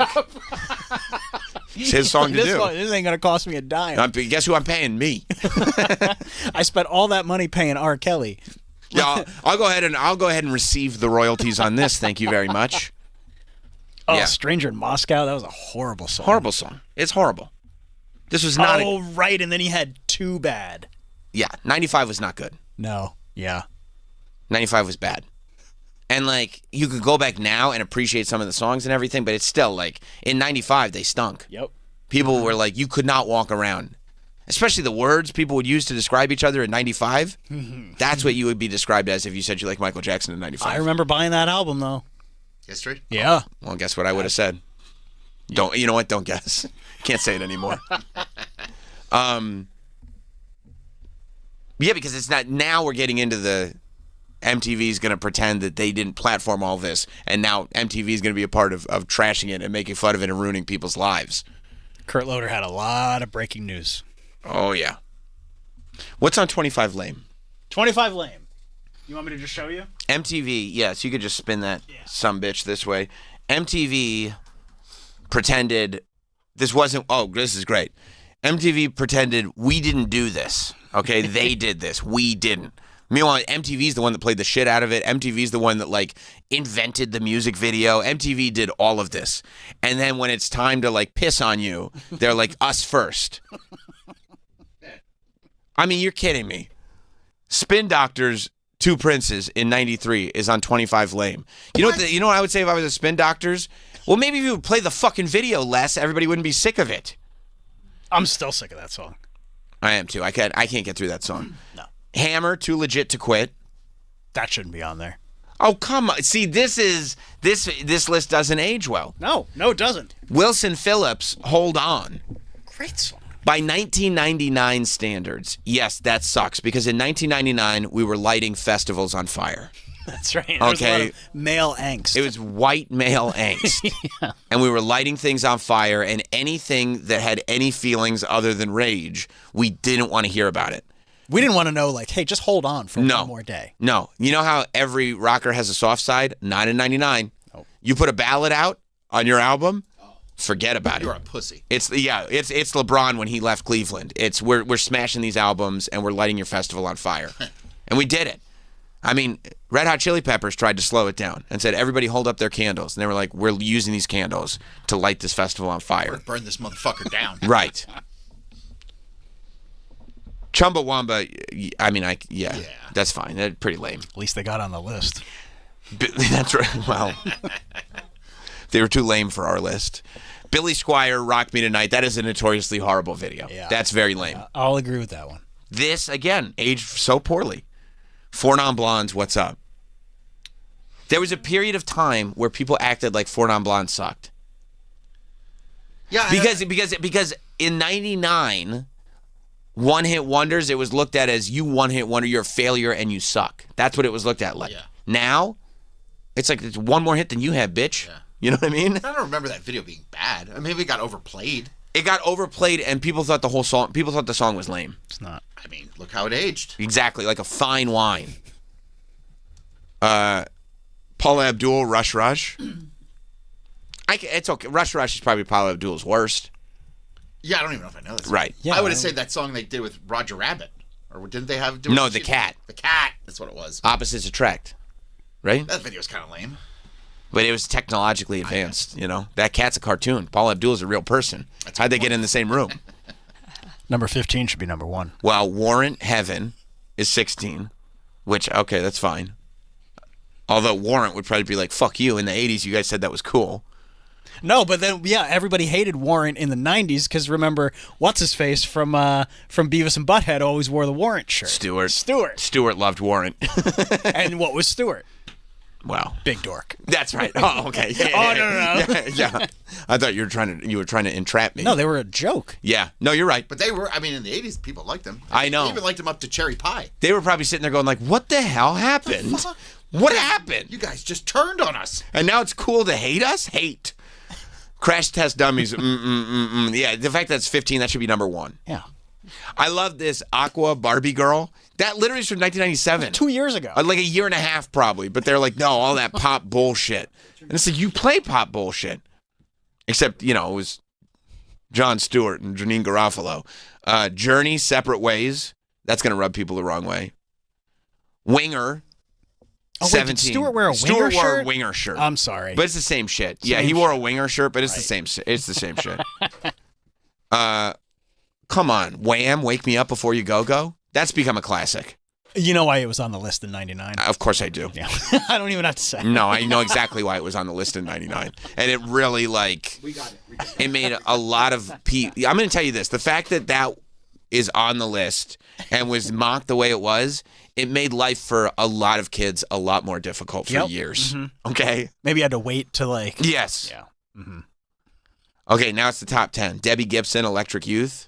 I really am not happy with people shitting on Debbie Gibson like that. That's not cool. I don't remember it being bad. And like, why shit on Debbie Gibson? Like, what does that do for you? Yeah. Why not celebrate Debbie? I think it was just like in the 90s, it was just so cool to shit on the 80s. It really, and anything nice, anything that was like friendly at all. Sam Roberts Show. Then it's Vanilla Ice, Ice Ice Baby, which, yeah. Milli Vanilli, Girl You Know It's True. You know, you guys made fun of poor. Who ended as Rob? Rob or what was the other one? Fab. Rob is dead. Rest in peace to Rob. Look what you think. I hope you guys are happy with your 25 lame list. Okay, cool. John Stewart, you killed someone. I don't know if John did it. Janine Garofalo. Probably Janine Garofalo. She was way more biting. She was.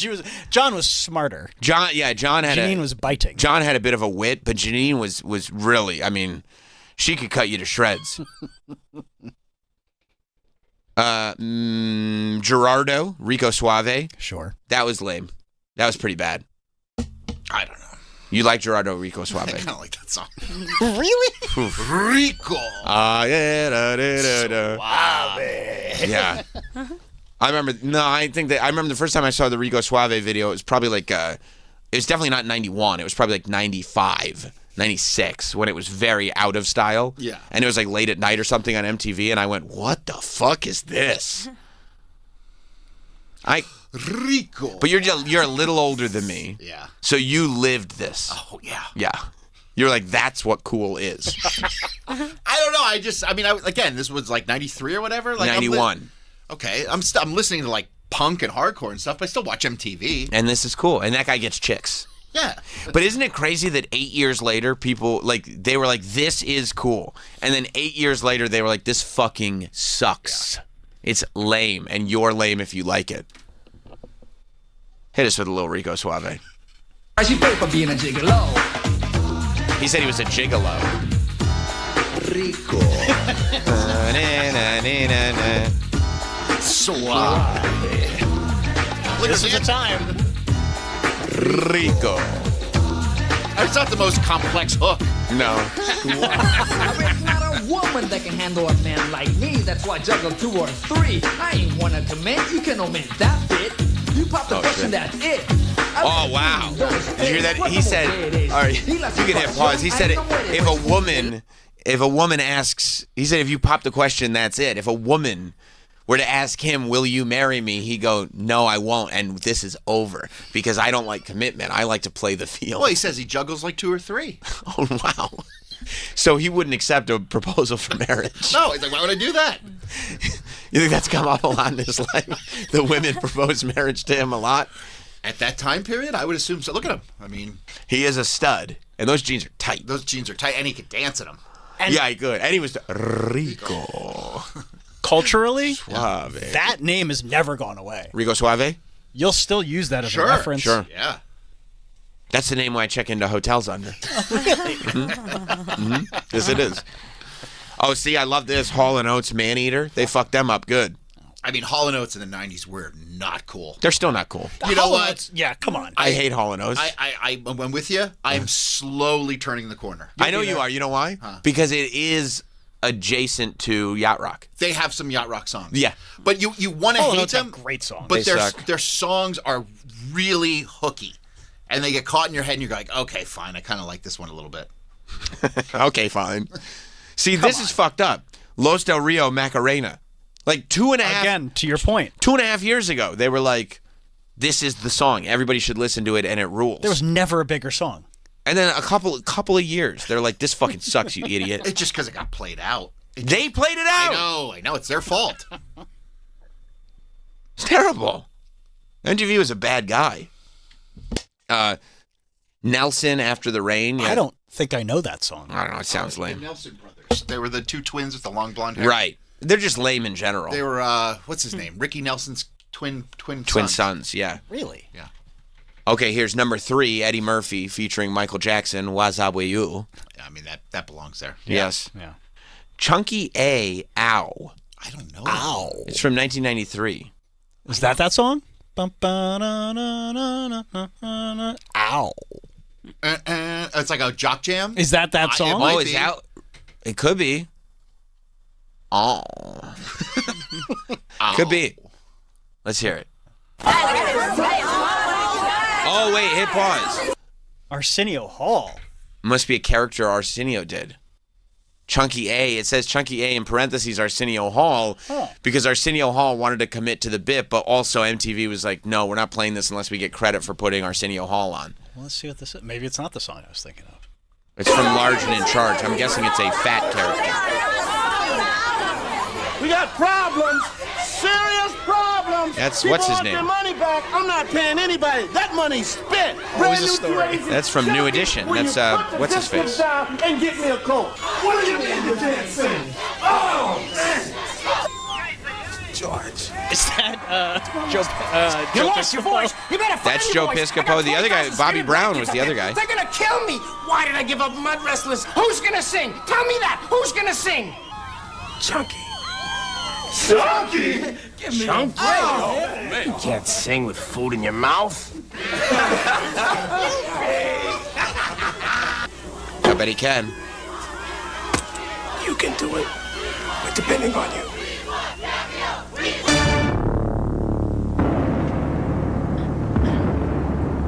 I mean, this is very very long, and it's years after Weird Al had already done You Know I'm Fat. Okay, so it's not the song I was thinking of. No. Who sings that song? It's a dance song. Turn me up, turn me up. Oh, okay. And you're right, this was way after Weird Al already did the bit. Years. Like Weird Al had already done it. I'm just waiting to hear some singing.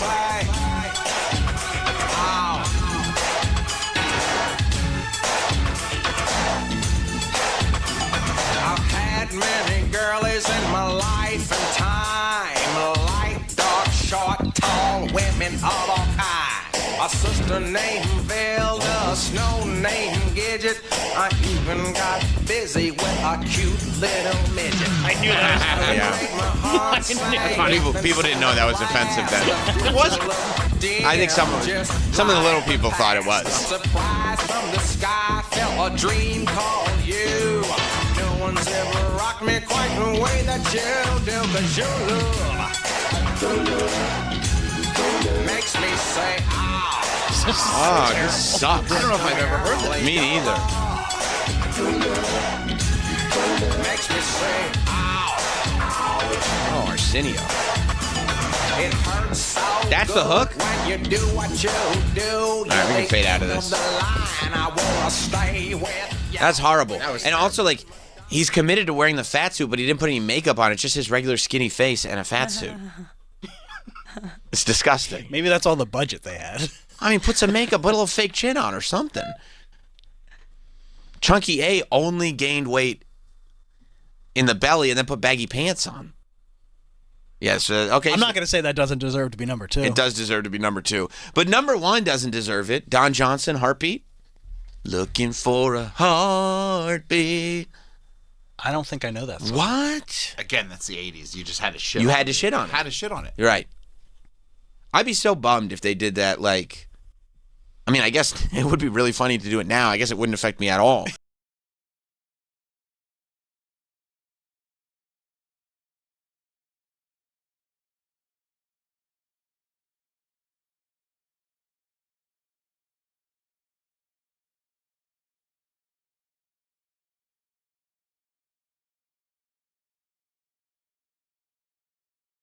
For a heartbeat. I don't think I know that song. What? Again, that's the 80s. You just had to shit You on had to shit on it. Had to shit on it. You're right. I'd be so bummed if they did that, like... I mean, I guess it would be really funny to do it now. I guess it wouldn't affect me at all because now it's been long enough that if they were like, that was only whatever 10 years ago. It would be like if they just like, I guess they could. It would be like now if whatever popular, if like Hits 1 did a special where they were talking about how much like Hey There Delilah sucks. You know what I mean? They would have to know the song first. You don't think Hits 1 played as the same morning show the whole time? Yeah, same people. Same people. They're so old. They've been here for 30 years. Collecting dust. I'm just kidding. I love the Morning Man Show. All of them? You don't. Every single one, except Ben the producer. That's so mean. Yeah, I don't love him.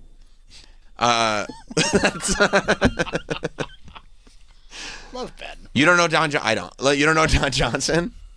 No. I mean, I know who Don But you don't know the song? Johnson is. Looking for a heart. Listen to it. It's a great song. There's synth music.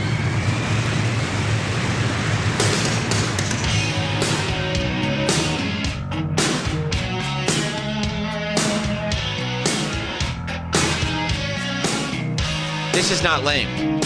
This is cool.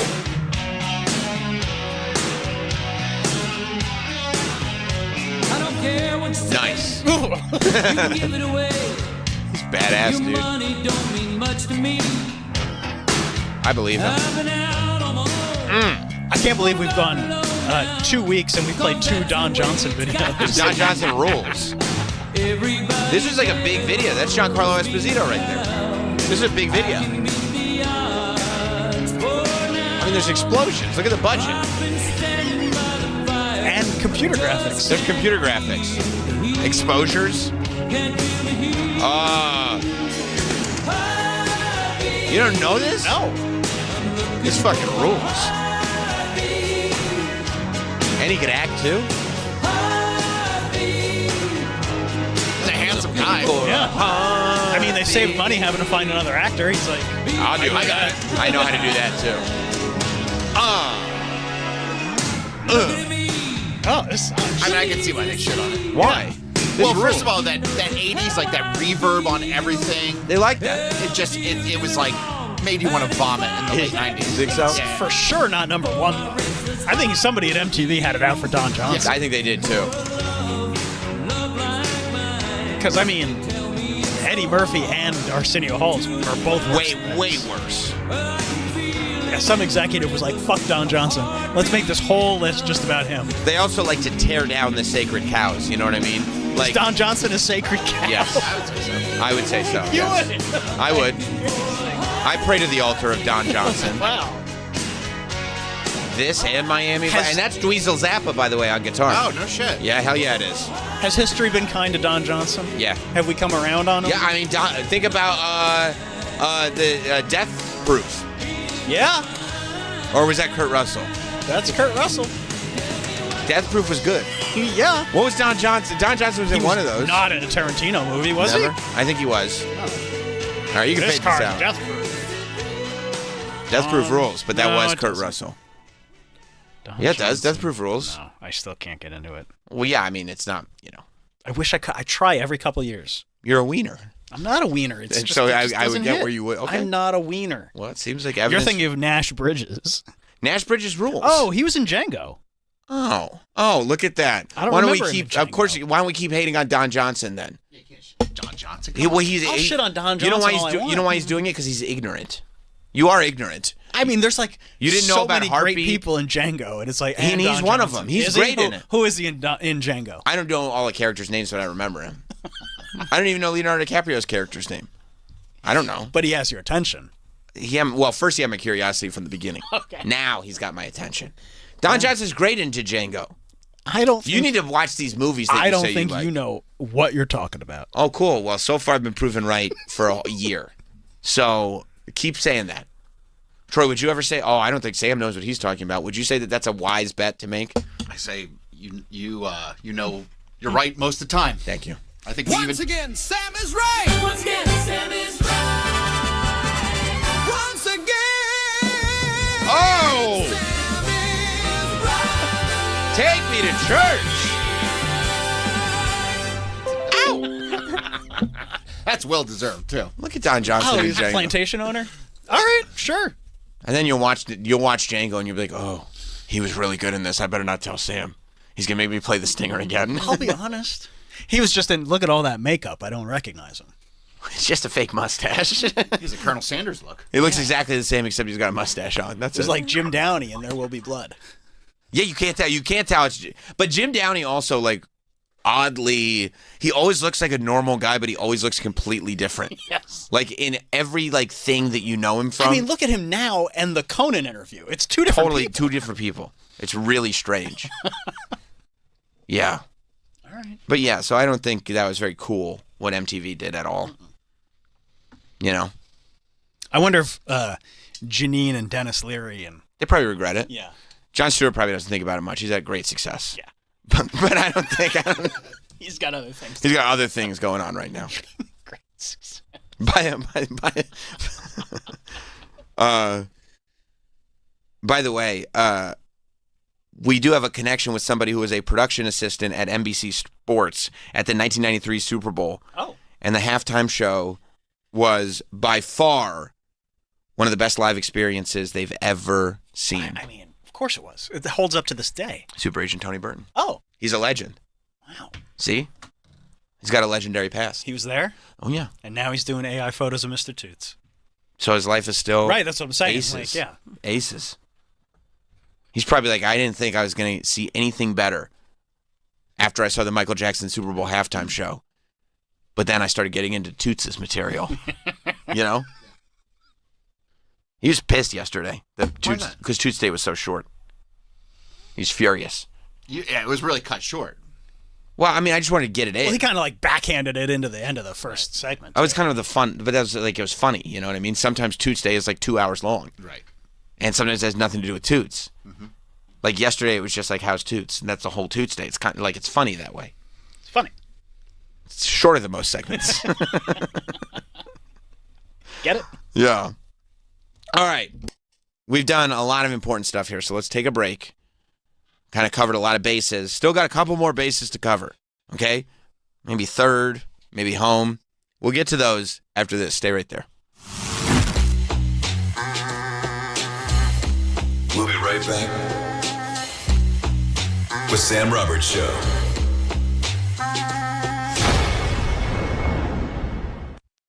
The Bonfire with Big J. Okerson and Robert Kelly. Okay, I'll take the ladder. Which is the ladder? The second one. Second one. Did you just tell him which the ladder is? Yeah. When someone says it, I just always agree. Someone goes, I choose the ladder, and then I just wait and watch what happens next. I go, oh, it was that one. I've done that. I'll choose the ladder. Mm-hmm. Now what? The Bonfire. Weeknights at 5 p.m. Eastern on Faction Talk or anytime on the SiriusXM app. You're in this to win a championship. Championships are won later in the season. The push for the fantasy football playoffs is on. But you can't win the league if you don't make the playoffs. You could sneak in and be the last seed and win the darn league. You just got to get hot at the right time. The experts of SiriusXM Fantasy Sports Radio are here to lead you to fantasy football glory. There are certain times in the season where you got to make a splash. You got to make a move. Fantasy Sports Radio, Channel 87 in the car, and on the SiriusXM app, where fantasy football championships are won. This episode is sponsored by BetterHelp. As seasons change and days grow darker sooner, it can be tough for a lot of people. This November, BetterHelp is encouraging everyone to reach out, check in on friends, reconnect with loved ones, and remind people in your life that you're there. Just as it can take a little courage to send that message or grab coffee with someone you haven't seen in a while, reaching out for therapy can feel difficult as well, but it's worth it. And it almost always leaves people wondering, why didn't I do this sooner? With over 30,000 therapists, BetterHelp is one of the world's largest online therapy platforms, having served over 5 million people globally. And it works. With an average rating of 4.9 out of 5 for a live session based on over 1.7 million client reviews. This month, don't wait to reach out. Whether you're checking in on a friend or reaching out to a therapist, BetterHelp makes it easier to take that first step. Our listeners are going to get 10% off their first month at BetterHelp.com/Teft. That's BetterHelp.com/TEFT. If you pay attention to the latest medical advances, you've heard about the exciting developments in stem cell treatments. But where do you go? Bespoke Biologics is a pioneer in this exciting field of medicine. The medical professionals at Bespoke Biologics have over 15 years experience and speak with people every day about boosting their immune system, fighting the aging process, and new ways of avoiding disease. If you're ready to explore the potential to improve your quality of life, learn more now. Call 888-326-STEM. Stem cells are some of the most powerful cells in the body, and researchers are moving at warp speed and harnessing their power to help people combat a wide range of health issues. The first step is education, and the latest, most amazing discoveries are now at your fingertips. Schedule your introductory telemedicine consultation now and ask about financing options. Call 888-326-STEM. That's 888-326-STEM. 888-326-STEM. These statements have not been evaluated by the FDA. Hi, I'm Todd Kinchin, retired NFL wide receiver. I've spent my life learning what it takes to win, preparation, consistency, and the right team behind you. Before True Trade, trading was stressful. I'd second guess every move, lose sleep, and feel like I was constantly chasing the market. Then I discovered True Trade. Their AI-driven platform does the heavy lifting for you. It's a plug-and-play system that works anywhere, anytime. And here's what makes True Trade different. When you download the True Trade app and sign up, they'll guarantee to fund each of your trading accounts with $50,000 or more in trading capital and no service fees for 12 months. So you can start building passive income without risking your own money or spending years trying to learn the market. To take advantage of our offer and secure your $50,000 in funding, download the True Trade app today to get started. That's TrueTrade. True Trade, where technology earns for you. See terms. Individual results may vary. There's no guarantee that past performance will be indicative of future results. Invest wisely. It's Jimmy Fallon, and I'm back. Get ready for the holidays with my exclusive Sirius XM channel full of classic holiday songs handpicked by me. Simply having a wonderful Christmas time. Jimmy Fallon's Holiday Seasoning Radio. It's super fun. Check out Channel 15 on Sirius XM. Get seasoning now through December 26th live. Hi, I'm Chuck McDowell, and I'm here to help you cancel those outrageous cell phone bills. Ever sign up for one of those too-good-to-be-true phone deals? 1 minute you're feeling great, then suddenly you're paying over $1,000 a year. Crazy, right? You know who else thinks that's crazy? Red Pocket Mobile. That's why Red Pocket plans start at just $10 a month for unlimited talk, text, and data with no contracts and no price increases ever. Plus, Red Pocket gives you access to all 3 5G networks. You pick the one that works best where you live or work, or switch anytime for better coverage. Imagine never being stuck with one network again. And with Red Pocket, you keep your phone and your number. Why in the world would you not switch? Red Pocket Mobile, your new ultimate cell carrier. Switch now and get one locked-in low price, 3 5G networks, and live customer care in less than 2 minutes. Go to redpocket.com. That's redpocket.com, redpocket.com.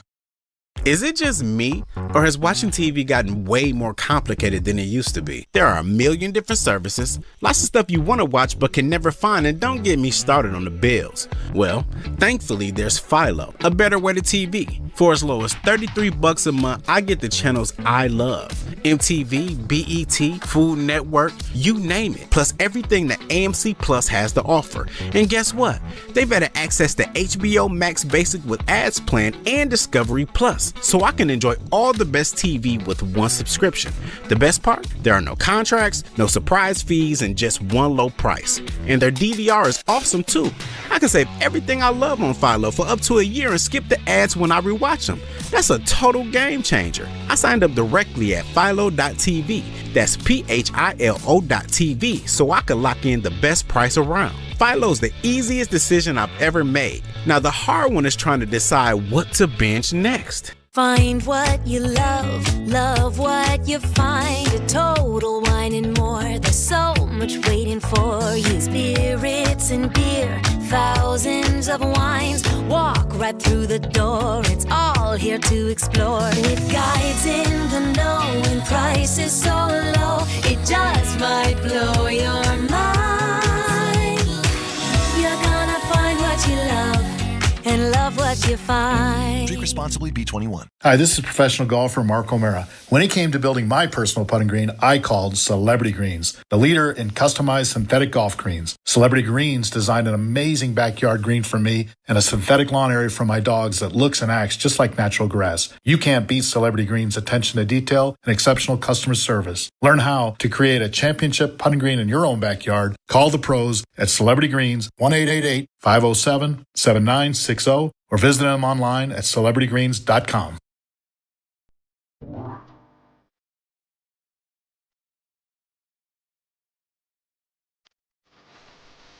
You know by now these other jewelers hate Steven Singer, right? And you know why. I think you do anyway. It's because Steven Singer has the best real natural diamond stud earrings in America. Ring a bell? Everyone knows that gold and diamond prices are crazy right now. Gold is at the highest price in history, but lucky for you, Steven Singer has locked in his diamond studs at the old prices. Steven has diamond studs available from a 1/4 carat all the way up to 10 carats total weight, all at the same perfect price as last year. Same incredible value. There's no better time to get a pair of diamond studs from Steven Singer Jewelers. This isn't going to last forever. No. Each pair, by the way, is eye flawless. It's near colorless, beautiful stuff. And with this unbeatable full value lifetime trade-in, you know your diamonds are always worth what you paid.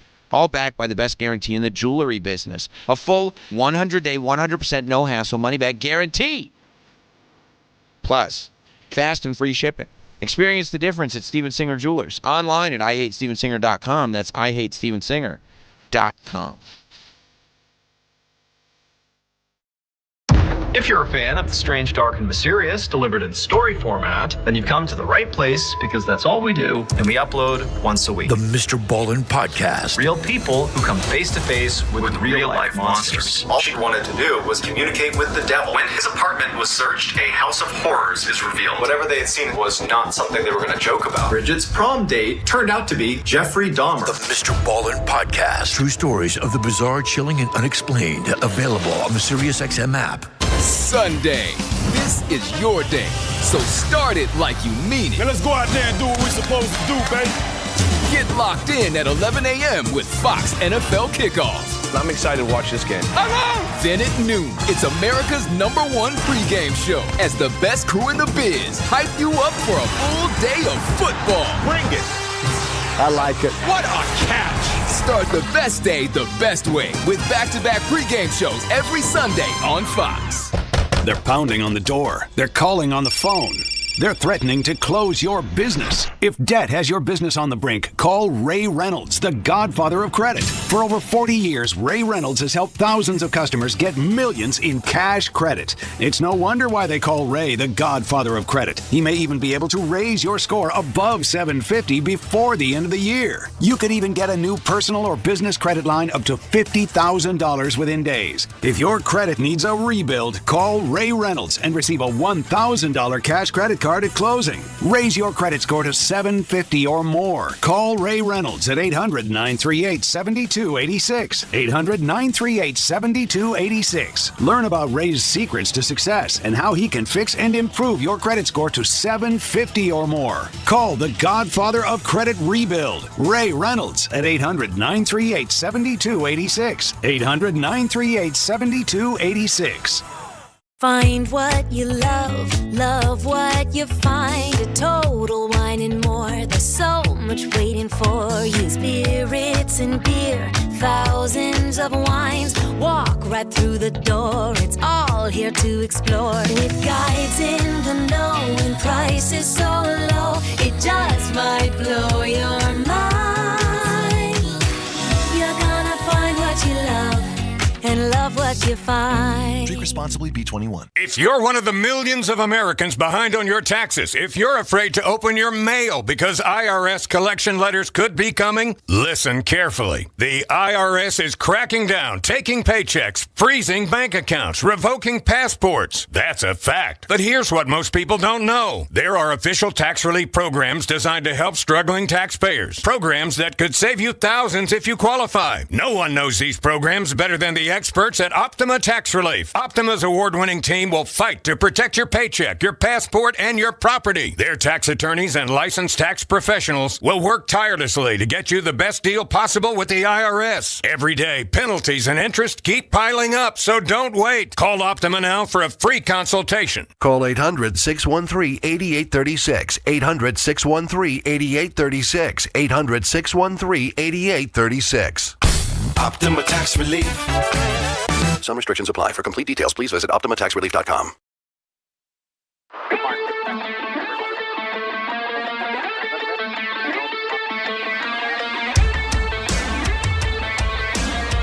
We're back.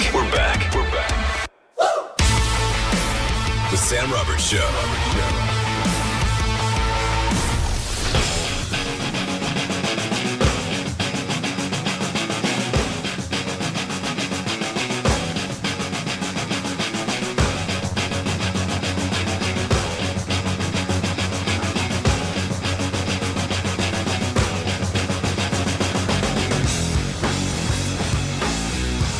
Yes, welcome back. Sam Roberts Show. So much going on. This will never be lame. This will always be awesome. Audio Slave? Yeah. Audio Slave rules. Does he even know? Another, of course, big NFL weekend on the way. I say weekend because no Monday game, but No, they stopped doing those like a couple weeks ago. They did, but I tell you what they didn't stop doing, dropping $20 in my account. Nope. Got that 20, baby. So and it really is like figured out how to get it. Yeah. They sent me the code. They sent me, it was basically they email you, YouTube TV emails you a Da Vinci Code map. And if you can follow it, you get $20 because you can't watch Monday Night Football. And Goonies. Yeah, and you get if you can find One-Eyed Willie. Now you will pass money on the way, but that's not the prize money. Those are other people's dreams. You know. It's so shitty. I mean, yeah, but also I think it's way worse for Disney and the NFL. I think like YouTube of the three is affected the least by it. Because I really think, and this is from people that I've spoken to about it and just like general television viewing habits, is that people think that Monday Night Football is the one franchise that is, untouchable. Like you need like money. It's the most valuable franchise in television, and it is. But I would imagine that both Disney and the NFL are probably surprised at the number of people that are just going, well, I can't watch it then. Yeah. Because I think that people are underestimating how much fatigue there is at having to sign up to different services and switch this. Well, if you just switch over here, you move your account, and it's like now all you want to do is cancel things, anything. You just want to cancel, and you just don't care. And so it's almost like you would think I'll never miss Monday Night Football. But I guarantee you there are way more people than anyone would have expected that are like, well, I guess I'm just not watching Monday Night Football. If I come to you and said, if I give you $20, will you not watch Monday Night Football for the rest of the season? Mm-hmm. Wait, $20 a week? $20 straight. Okay. Sure. Originally, I bet you would say no. But when actually presented with the deal, well, you don't have it, and here's $20, you're like, fine, I'll take the deal. Yeah, I mean, I go to bed at 9 anyway. What am I missing? Right. First quarter and some of the second? No, I'm hearing, and it's like we live, and people are figuring out we live in a world where like you're going to get the score. Every great play is going to be on clips. Yeah. You know what I mean? You're going to be able to keep up with what's going on, and I feel like the longer it goes, the more in favor of YouTube TV it goes. Yeah, I would agree with that. You know? And by the way, when I said it's so shitty, I meant not this situation. I meant that that YouTube could easily just credit everybody $20. Oh, yeah. But they're making yeah. That you have to go through because they're hoping you won't click the thing. Exactly. If you don't click the thing, we don't have to give you the 20, and then we can save the 20 instead of just giving everybody 20. Yeah. Oh, 100%. I mean, it's so shitty. Because like with any other service, there are many users, I'm sure, that probably thought that they unsubscribed from YouTube TV, like the very wealthy, who probably thought they unsubscribed. Like, it was really funny. I was listening to Pat McAfee talk about it, and he did a great job talking about it, where it's like, this is not one of those things where you can, tell people to go to a website or post this or get your personalities to say something. This is one of those things you got to get your shit together. And he's right, because YouTube TV, in their whole design, is based around how sports fans watch TV, the way you can, like, four-box I love it. TV shows. I mean, you should see. I got a corner pocket Shark Tank on all the time. Really? Because they started putting the four-box. I know, and I never thought, but they started doing the four-box thing. Mm-hmm. It tailors to what you watch now. Mm-hmm. Instead of it tailoring, when they introduced the four-box thing, it just became an option. Like you said, here are the things that are on live right now. Here's a four-box you can have. And it was just the games. Mm-hmm. And you go, great, right? And you click the four-box and you watch your games. Now, I look and they're like, do you want to watch like this one game? Also, the Weather Channel, The Office, and Shark Tank. Do you want to watch that in a four-box? And I go, yes. I don't know how you knew that, but I didn't think to know it. But yes, I do want to watch that. When you're finally allowed to just choose whatever you want, that's going to be amazing. Like right now, it's just specific in the boxes. Channels. Yeah, but if I can like literally just choose any 4 channels I want, right. But I mean, still, like, you can't do it with streaming services and all that. So it's still, but yeah. But all of it is to say that I am surprised. So if I'm surprised, I can only imagine how people actually with a financial investment have to feel at the amount of people that are like, yeah, I'm not switching. I'm not gonna get off of this because I'm just not. I'm It's too much. I'm done. I'm done switching. I've settled in, and this is what my TV is. This is because I like it for everything else. I'm not going to learn a new thing. I brought up Pat because Pat said also in his thing that I thought was really funny because I'm like, into all these apps and services and keeping up with them, that he was like, I guess I didn't cancel Hulu. So, which means that, so I got to watch it, which means that that's Hulu plus live TV, and he said, like, I've been watching YouTube TV for years, which means for years. Yeah, he was talking about how great YouTube TV is. Probably has a company account. I would imagine he does. But this is before ESPN.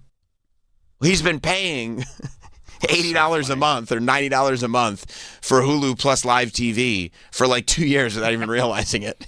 Yeah, people do that. And then it's just on. But then even on his show, I think it was, maybe it was Darius Butler. It was somebody else on his show that goes, yeah, they said I could watch it on Hulu. So I signed up for Hulu, but I still couldn't find it because they don't know that you need to sign up for Hulu and then also sign up for Live TV, which was a separate service inside the app, but the app's not even going to exist because it's going to be on Disney. Like, you have to follow blogs. Yeah, I'm not doing that. And like read up on everything. And also, then you end up paying like $180 so you can finally get on, and somebody tells you, you could have done this bundle for $30. No, it's not happening. Right. And I think the fact that you're not doing it, you're a big sports guy. Yeah. Okay. I'm not doing it. I'm one of the biggest sports guys. Yeah, you are the sports guy. I'm the sports guy.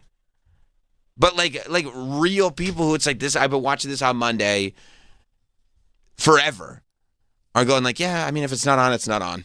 I'll either find like some bootleg, stream of it somewhere, which a lot of people are doing, or not. But they're actively accelerating the death of the television business. Yeah. Because they're trying to get as much money as humanly possible. And I also feel like of all the services, YouTube TV is the one that has a glimmer of hope of survival. Yes. And so to like mess around with that when you are a broadcast company is stupid. It's stupid. It's a wild, wild thing. But you still follow what's going on over the weekend and everything. Mike, which team this weekend do you think in the NFL do you think is going to be the most DTF? What?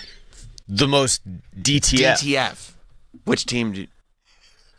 I mean, I guess it depends who you're playing.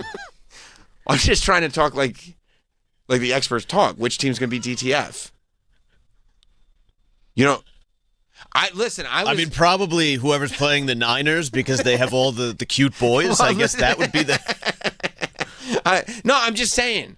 I didn't see this. I was watching the Patriots game, and I was listening to Tony Romo. I didn't see this. And Tony Romo was talking like football boys talk. And, like, I'm trying to figure out, how do I know more about the game than you guys know? You know what I mean? You got to listen to these analysts because, and of all people, Tony Romo's going to know. I mean, you know, he knows how to talk about the game, Mike. And he does have a long history of being DTF. That's right. That's right. He's done quite a bit of effing. In the football way. In many ways. Oh, I see. Talk to Jessica Simpson. I didn't. Carrie Underwood. Okay. It's quite a resume. I'm sure. All due respect to Tony Romo. But I didn't know you guys don't know football like that. You don't know it like that. I don't know all the language. You don't know about the teams that are DTF? No. I missed Well, you know, it's like when Bill Belichick says when he thinks he knows everything, he learns something new. That's important. And see, who would have thought that one guy that's been watching football all his life, one guy that's obsessed with football, it's his passion for living, and I'm the one that's bringing you guys the new information. I love effing, too. That's right. That's right. You mean footballing? Sure. Okay. Listen, this was Tony Romo. He's talking about the Patriots. It's fundamentally sound. This team is DTF, Jim. Patriots, details, toughness, and they finish. The team's DTF. The Patriots, they're DTF. Come on. All right, what do we think here? Okay, so it's the question. Because I know you've got. You have no idea how many times I've watched this clip, and I've analyzed the way Jim responds. I've analyzed the way he sets it up. I've analyzed that little pause, whether it's a purposeful pause or not a purposeful pause. I have thought a lot about Tony Romo and his announcement that the Patriots are indeed DTF. And the fact that it's like, okay, at what point in the game? It's like just it's like halfway through the second quarter, I think, when he just says this thing. And you're like, the score's tied. So it's not even like, you know, it's a very non-specific part of the game, I would say, that he chooses to let this out. Now let's listen to it again, and we'll play it through. It's fundamentally sound. This team is DTF, Jim. Patriots, details, toughness, and they finish. That's my moniker I'm giving them. That sounds very close to what Vrabel tells him, too. He says that, too. So I think the T might be technique for him, but it's all good. Then we just move on. We just move on with the game. I'm going to say Tony Romo knows exactly what he's doing. I believe that Tony Romo decided it was time to test to see if he could just sneak one in for himself. I also think that Tony Romo's boys are watching at home. And I believe that there is a text thread that is lit up when Tony Romo says that the Patriots are DTF. Told you I'd say it. I said I would say it. You're not going to say that, bro. You're not going to say that, dude. Romo, you're not going to say that, dude. Yeah, I'll say it. You want me to say it? You're not going to say it. To Jim? Yeah, I'll say it to him. Yes. And that's why there's that pause. Like I believe, in my professional opinion, that pause after Tony Romo says that the Patriots are DTF, because he doesn't immediately, he just lets it sit for a moment. And I believe that is a prideful pause. I believe that is a prideful pause, knowing that over the airwaves of CBS and their highest level of importance in terms of sports franchises, the NFL, he has announced that a team is DTF on television. And no one in the history of NFL broadcasting has ever announced that a full team is DTF. Yes, I my personal opinion, Romo did it on purpose. Romo knew exactly what he was doing. I would agree with that. Romo wanted to pop the boys, as they say. I don't know if he knew it would make it to awful announcing. I don't think he could be surprised. I mean, how could he not? That this would immediately get clipped? It should immediately get clipped. That's why social media exists. But yeah, I think I think he knew what he was doing, but also he did it in a way where if his bosses come to him and go like, "What are you doing?" He's like, I've never heard those initials used that way before. I didn't know DTF meant. I thought I'd come up with something brand new. I did not know it meant anything else. Really? What does it mean? And that's what the kids are saying. Yes, they've been saying it for a very long time. I did not know that. You know what? My head has been so buried in the game all this time that I had no idea That's what the kids were saying. That's honestly... That's gross. That's disgusting. That's disgusting. And the way you say that, it makes me wish I never said it at all. The way you say it. But I guess the best thing we can do is just move on. You know what I mean? The best thing we can do is just ignore it. And Is there a way we can edit that out? Yeah, can we edit it? And they were like, no, it was 2 days ago. Okay. Okay. All right. Well, now that all options have been exhausted, I guess the best thing we can do is not shine a light on it. You know what I mean? That's what you don't want to do. Let it go off into the darkness, and we'll move forward.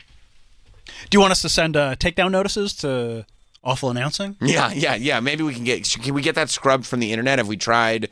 No? Oh, we can't. Oh, no. I mean, jeez. Yeah. Well, I tell you what, it won't happen again, that's for sure. I tell you, this team is full of double D's. Defense and deliberateness. What? What did you say? Those Patriots have DSLs. DSLs. And he's just going to start making it up as he's there. Defense, special teams, and linemen. Yeah, they have them. All those things. You know, Tony, anyway, they're on the 20-yard line. Yeah, I think... it looks like a team full of gyats, if you ask me. What? No, a G-Y-A-T. Guards. Guards you always trust. Gyats. Yeah, Tony knew what he was doing. He knew, and I hope he keeps doing it. I really do. I can't believe I said it. I can't believe I got it out. They left it on. He sent somebody like an Apple Cash request. 100%. In that group chat. I told you I'd say it. Told you. You owe me. Yes, Venmo just starts going off on the air. You hear it? What's that day? I don't know. It's unrelated to the comment I previously made. Details, toughness, and they finish. Yeah, see, that doesn't even make any sense. No. The Patriots are DTF, details, toughness, and they finish. It's the worst acronym I've ever heard in my life. Finish is a commonly used word in the sport of football. Yeah, sure. You play through the whistle, finish the play. But would you say finish executing your assignment? Yeah, but you could have just said the Patriots finish. That's why they're so great. Well, he had to mention the details and the toughness as well. With the finish. It needed to be included. So why would you say DTF? Because those are the three letters. What about and they? Well, he's just shortening it. Being succinct. It's word economy. Yeah. I see. Oh, okay. I forgot. He's broadcasting. He's a broadcaster above all else, not a goon. When they realize that he did it on purpose, he's going to have to sit down with them and be like, I'm going to tell you guys something. What do you think's going to happen? You fire Mark Sanchez, you put jocks in the booth. What do you think is going to happen? Maybe this is another mafia betting thing. You think so? Yeah. They're like, I bet you won't say it. Yeah. We're going to see that, Tony Romo is placing bets on if Tony Romo will say outlandish things. And you see those checks coming in from a third party. No, Tony Romo's translator.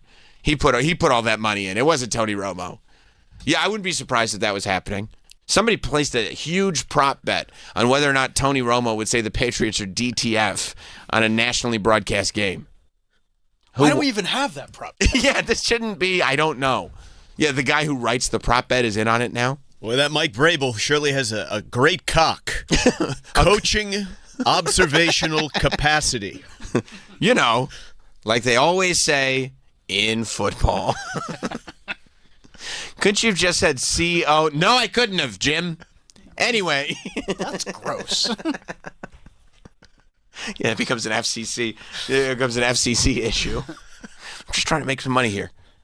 Oh, I love that. DTF, the Patriots.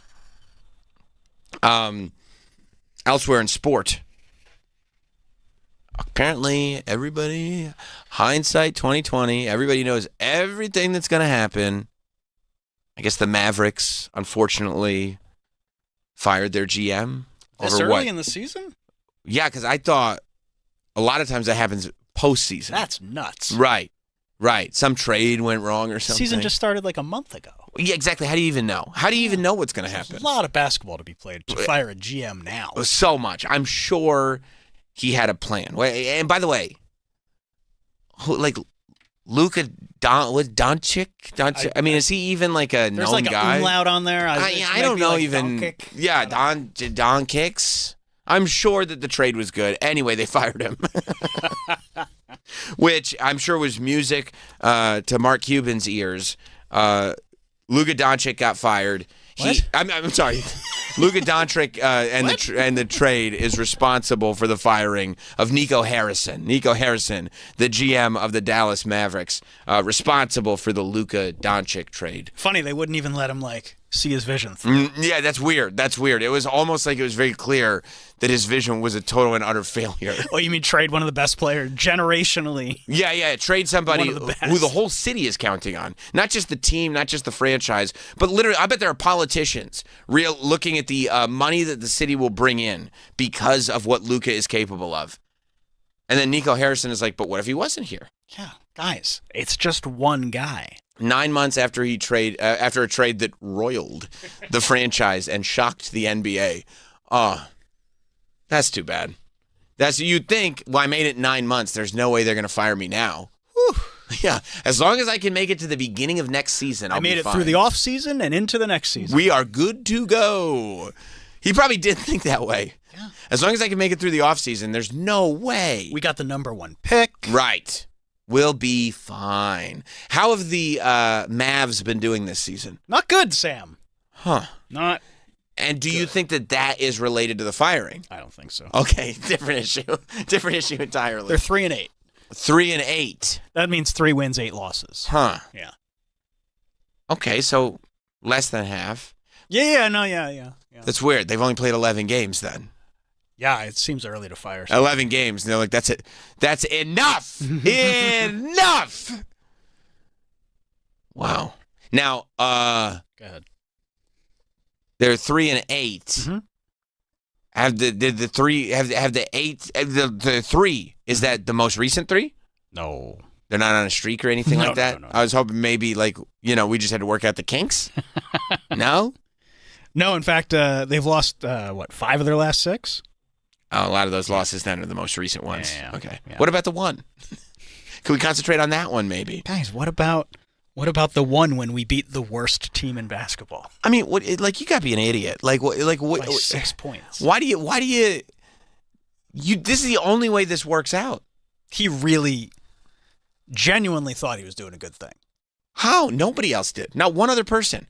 From fan to athlete to other coaches to management. He's too fat. That's right. I forgot. Luka put on a couple pounds. And now he looks incredible.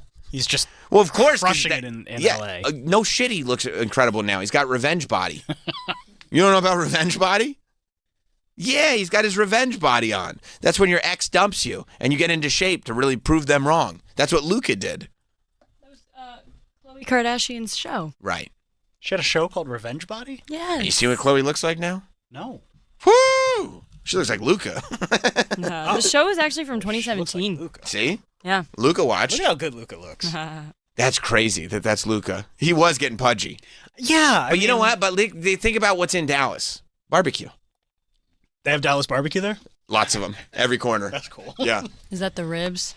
Oh, yeah. And let me tell you something. Luka Doncic was eating all kinds of ribs. Why do they have to say that the skinny on the Lakers stars summer shred? You think Nico Harrison got his copy of Men's Health and was like, the fuck is this? Oh. God damn it. Because, that's the guy I traded away. He's not even skinny. He's put on muscle mass, but he's completely lean. Well, that sucks. Because they got all kinds of health food in L.A., too. Don't forget. Oh, yeah. They love in Los Angeles, California. They love the aesthetic. They got a lot of kale. Oh, there's so much kale.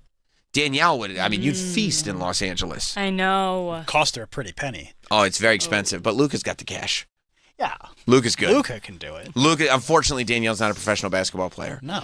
Danielle's not looked at as potentially the future of the league. But still, even though Danielle is not looked at as the potential future of the league, I still think there's enough upside that I would not trade Danielle. So imagine how tightly I would hold on to Luka Doncic. Yeah.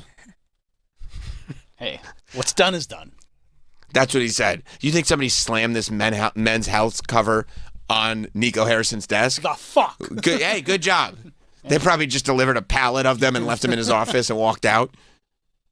C'est la vie. You know, c'est la vie is right. Hey, can we stop living in the past? Yeah. No.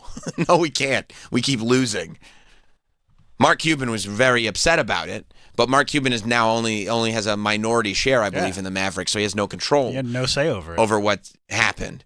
But I believe he's very happy about this decision. I would think so. There was also, and I was thinking the fans are going to be pissed, is what I thought. More upheaval? Right. However, I was wrong. Oh. The fans were thrilled. There were parties outside of the Mavs arena, and it was not even a game. It was just parties. Yeah, I know what that's like. They just showed up to party. When you have a shitty owner or a shitty GM, there's nothing better than when that person leaves town. Was Baltimore, bless you, was Baltimore dealing with that? We were so happy when Peter Angelos and the Angelos family finally sold the team. I just love that sports is the only place where, like, the game comes above everything. There is no empathy. No. If the game is not there, there is no empathy. Like, in sports, there's no, like, well, gee golly, I didn't want the guy to lose his job. It's like, fire him and hang him.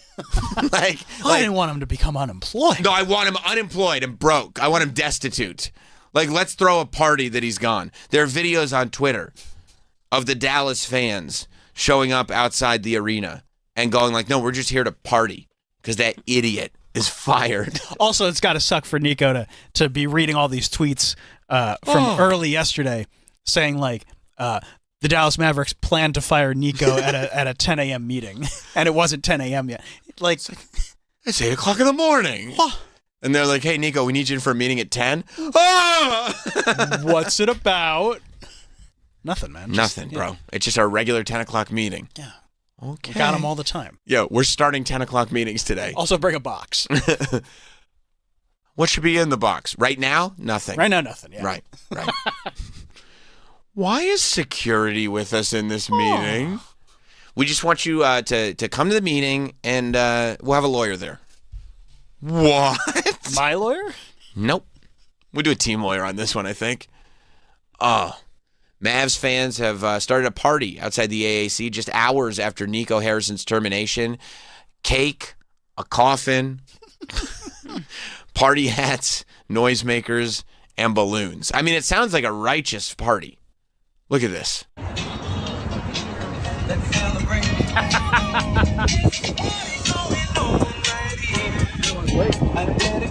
Okay, there's a sign up. Hit pause for a moment that says, the sign says Nico Harrison fired kickback.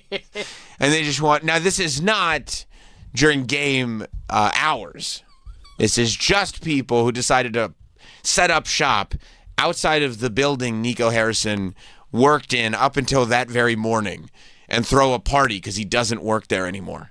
Like, I would hate that if, like, I got fired from here and then I saw a group of people outside with signs that said Sam, and I couldn't really like make it out. And I was like, oh, is this a protest because I got fired? And they're like, no. Wrong P word. There'll probably be a few of them. This is a party. This is a celebration. Listen to the song. There's a party going on. I mean, the song, to play the song Celebration on a weak speaker might be the most insulting thing that I've ever heard. Let's go back to it. A lot of people say they ain't gonna make it to 5. Oh, yeah. There it is! Oh, thank you. Bring it home. Oh, it's a coffin. They're bringing a coffin up the stairs. It's a great day. It's a great day. What a great day, guys. It's a great day. Woo! It's a real coffin. Yeah, it looks heavy. They're pallbearers. Oh, yes! Nico! My Nico! Burn in hell. That's rough. What did he say? He said burn in hell, Nico.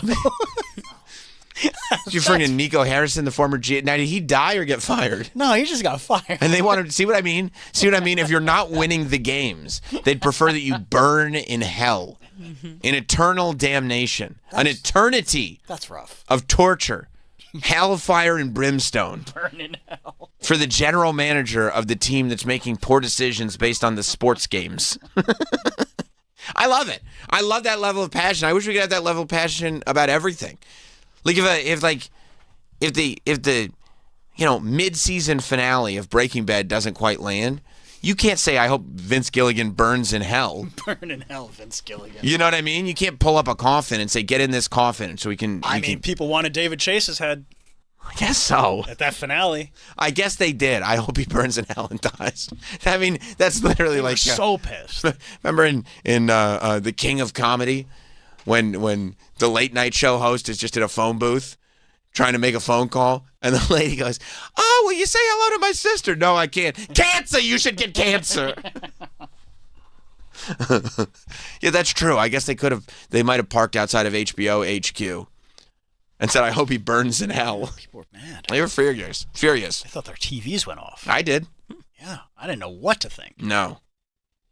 And then in hindsight, it actually was kind of a pretty good ending. Yeah, it's fine. I don't mind it anymore at all now. I think it's better than the Seinfeld ending. I don't hate the Seinfeld ending either. I'll stick up for that ending. Seinfeld ending sucks. I mean, I like the swing. You like that they tried something. I like that they tried something.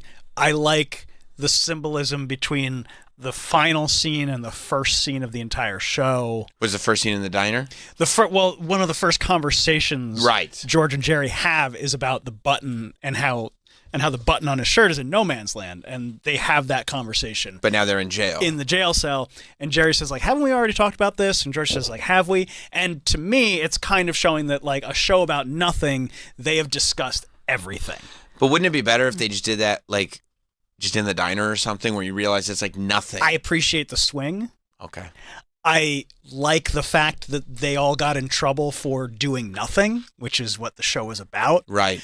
I like the fact that they were punished for their complete lack of empathy, which the entire series just lacks any empathy. Yeah, they did spend that finale just breaking down the fact that these are some of the worst characters in television as human beings. For a show as celebrated as that show is, there are not many characters that are worse people than the main characters. Yeah, which is funny to me.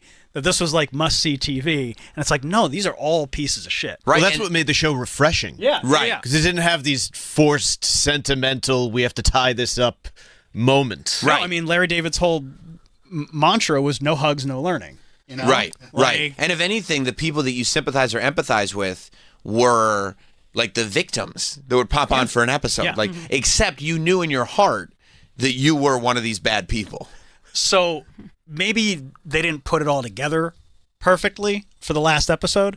And I think that there was an incredible amount of pressure and expectations that you just, no matter what they did. And I think they wanted to. I would imagine they wanted to do something where they could bring all those characters back. Yeah. And so they said the courtroom scene will bring all the characters back. Everyone back. Okay, well, if we do the courtroom scene, where can we go after that? Well, they have to end up in jail.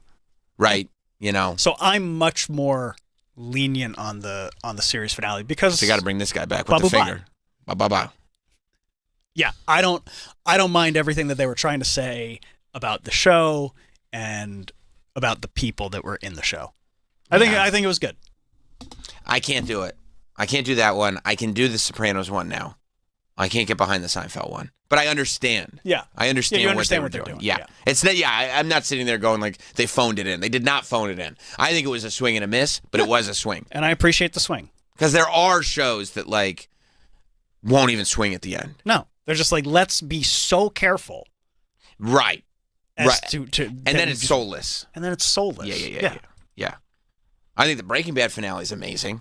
I love the Breaking Bad finale. The Shield finale, I know you've never watched The Shield. The Shield finale is maybe my favorite finale ever. Dude, Trunk Machine Gun in the Breaking Bad finale is the fucking best. I love it. Dexter finale is still the worst finale I've ever seen. Yeah, you love Dexter too. Loved Dexter. The season of Dexter with John Lithgow is one of the best seasons of television ever. Yeah. Ever. And then it just went downhill. The finale of Oz, the HBO prison drama, is the worst. But that show really jumped the shark. Not enough. Oh, no, there's a lot. In the finale? Yeah, that I was okay with. Yeah, that show jumped the shark when it was like one full season was a boxing tournament inside the jail that was designed to like increase morale, and Ryan O'Reilly kept poisoning the water bottles. You're like, all right, maybe we ran out of. Yeah, you go because in the beginning you're like, holy fuck, I never want to go to jail. This is terrifying, and then by the end you're like, what even is this anymore? I thought the 6 Feet Under finale is one of the best finales. 6 Feet Under finale is very good. That is a show that like really wraps up everything. Although that show hasn't aged well at all in the sense that it has not found an audience since it was on TV. People loved that show when it was on TV, and that show has not found an audience post its run. No, nobody talks about it at all, which is weird because it still holds up. Holds up. It's got a great cast. Yes, great writing. Yeah. Corey in Rockland. What's up, Corey?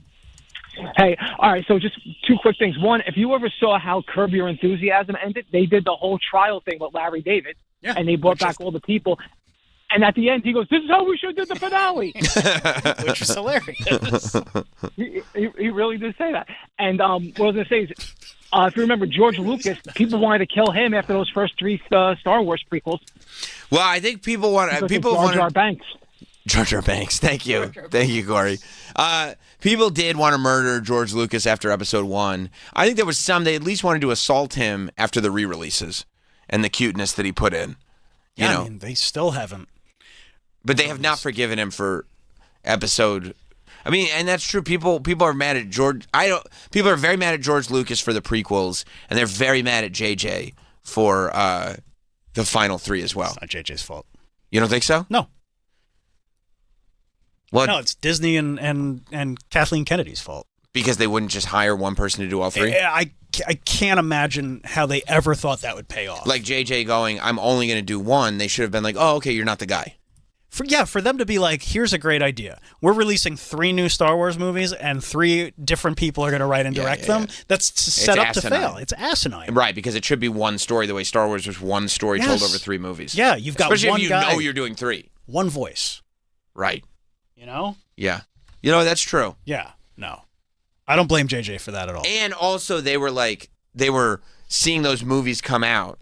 They were looking at the responses, and then they were changing what was going to happen in the next movie based on the response, which is a terrible way to do it. Now, is JJ's movie almost exactly like A New Hope in the fact that... I mean, it is exactly like A New Hope. Yeah. Except... It's not creative. But how is the movie Star Wars A New Hope? How is that as a movie? It's great. Right, so that's why. And what is the best movie of the 3 that came out later, the 7, 8, 9? Empire? Second one? No. I mean. 7, 8, 9? The one that was A New Hope. No. What do you like? I love The Last Jedi. The Rian Johnson. Was that the second one? Yeah. People don't like that though. People right? hate it. You love that. Love it. Why? Because it was because he did it like Glass Onion and it was a whodunit? No, it's not a whodunit. I didn't see it, I don't think. Because it was a huge swing, and You love a swing. and he had no problem killing Luke, and people were so mad at that. Well, yeah, because you set Luke up to be like the whole, which again goes back to like the reason it was set up differently in the first movie because a different guy set him up. And JJ was like, you take it from here. And Ryan was like, I don't want to do that. I mean, it's one of the best endings of a movie when Rey in in 7 yes. when Rey gets to that island and extends the lightsaber to Luke, that's like, oh my god, what an incredible ending. Right. And then they were like, we're getting a different guy to make the next one. And then we'll get a different guy and Right. he'll just like throw it in the ocean. Like, you're like, what the fuck? But you respected that he did that. I like the movie that he made. Yeah, I know a lot of people hate it because it's not what I wanted. Whoa, you're mocking them. I am. I mocked Oh my goodness. Yeah. Oh my goodness. Yeah. I feel like the people who didn't like it probably liked the Queen movie. Wow, you think that far? Yes. That's one of the worst things you can say about a person. You think that much? Yeah. I love it. That's the best of the 3. Whoa. Yeah, because then JJ comes back and he's like, hey, remember the Emperor? He's alive. And everyone's like, how? He's like, don't worry about it. Because he is. Yeah, because he is. I don't know. It's a fucking movie, idiots. Hey, dorks, it's a movie. Like, well, that's I was like, what are you talking that's about? taking me man? out of it a little bit. Yeah. I saw that the Pope put out his letterbox. Oh, did he? The Pope put out his letterbox, yeah. They asked the Pope, I think there's video of it. They asked the Pope his 4 favorite movies. And I felt like since we looked at Ted Cruz's favorite movies, I like when you know, high-ranking public officials. Are you still listening to the Ted Cruz cast, Danielle? Hell no. You gave up on Couldn't do it anymore. Yeah, okay. Well, you gave it the college try. I respect how long you hung in there for. Thanks. But the Pope, I mean, they called it his 4 favorite films, which I feel like the Variety did this. Because I guess, I don't know, the Pope is a star. I don't know why Well, I think he's holding court with a bunch of people from Hollywood, either today or tomorrow. Oh, I see. Yeah. I see. Try to make more like God movies? I don't know if that's what it is. More Passions of the Christ? It's like, listen, I know Mel's coming out with another one. Yeah, how about a little less spotlight, a little more Passion of the Christ? You guys ever think about something like that? You know? Throwing awards at that Spotlight movie? Why don't we relax? X-nay on the Otlight Spay. You feel me?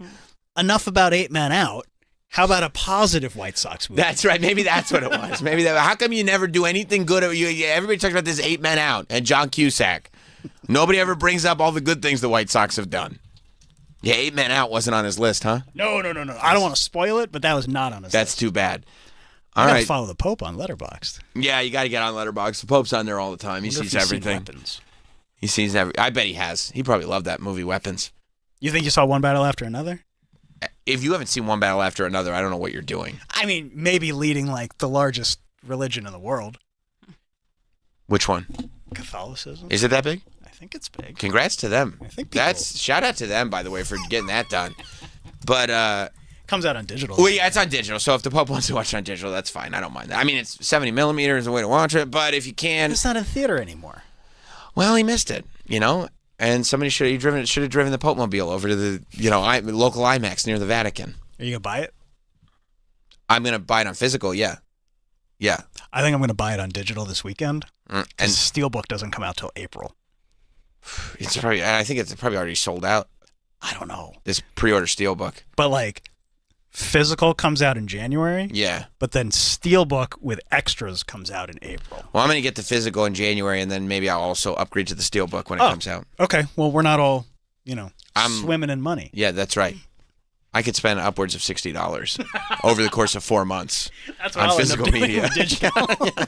Yeah, exactly. You're sitting there saying I want to buy the digital and then buy the Steelbook. It's literally the same price. Same thing. Yeah, same. Same So here are the Pope's 4 favorite films. His letterbox. My 4 favorite films. It's a Wonderful Life. Jimmy Stewart from 1946. The Sound of Music from 1965 with Julie Andrews. Ordinary People. The year was 1980. The stars were Donald Sutherland and Mary Tyler Moore. La Vita è Bella, 1997. Beautiful Life. Roberto Benigni. No, not A Beautiful Life. My 4. Oh wait, no, I was thinking of Beautiful Mind. Oh, A Beautiful Mind. That would be a cool one to pick. I mean, it is A Beautiful Life, right? Yeah. That's the one Roberto Benigni was dancing on the chairs at the Oscars. Yes. Remember he got his Oscar? Yes, He was that's dancing on right. the chair backs. And he's like, well, get used to seeing me. I'm going to be here a lot. Life is Beautiful. Life is Beautiful. Okay. Life is... Right, It's a Beautiful Life was the one that went, Yeah. Yeah, Roberto Benigni was like, well, I'm going to dance on these chairs, and trust me when I tell you, you're going to see me a lot. And then the pirate from Captain Phillips was like, same, Roberto. I'm going to tell you, I'm not a fan. I love the Pope. I'm not a fan of the Pope's movie list, and I'll tell you why. Go ahead. First of all, nobody's watching Life is Beautiful anymore. No. Oh, is this Roberto Benigni dancing on his chairs? Watch this. Roberto Benigni was... This was only... I thought... Oh, it was Best International Feature Film. I thought he won for Best Picture. Oh, okay. Let's see. The Oscar goes to... Is that Sophia Loren? Roberto!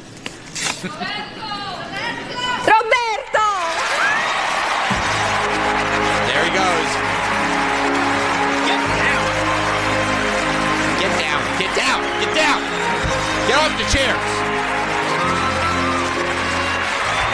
This is Italy's 26th nomination and its 10th Academy Award. Big deal. America's got way more.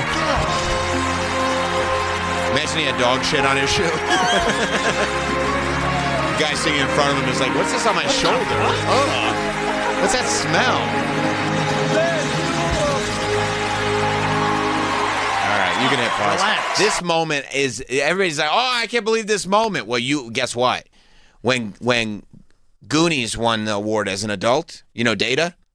Why do you have to call him that? When Data won the award, that was a moment. That was a moment. That ruled. And then they were like... Everyone was so happy. Yes. When Henry Winkler won for Barry, he won an Emmy for Barry. People loved that. Everyone was just thrilled. And then Data was like... Stop calling him Data. I believe that's his name. Data was like, I'm going to do the same movie that Better Call Saul is doing, where the old man learns how to fight. And everybody's like, we're not seeing that movie anymore. Everybody has made that movie. Nobody's watching that movie. Hey, you don't understand. We're done with you now. We're done now, Data.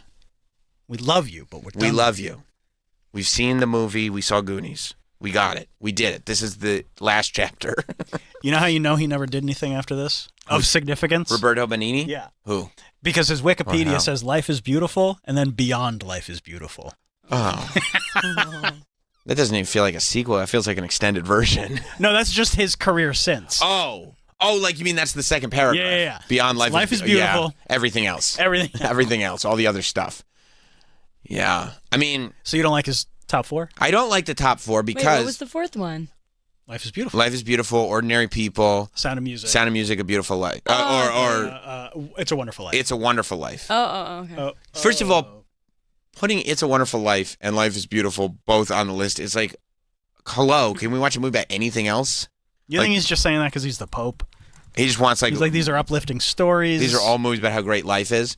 I mean, listen, I think, first of all, Life is Beautiful is not in anyone's top 4. That should never be in a top 4. That was of the moment. That's like saying my favorite movie is The Artist. You know what I mean? Like that year, people were saying their favorite movie was The Artist, but nobody has put 1 ounce of thought into The Artist since The Artist came out.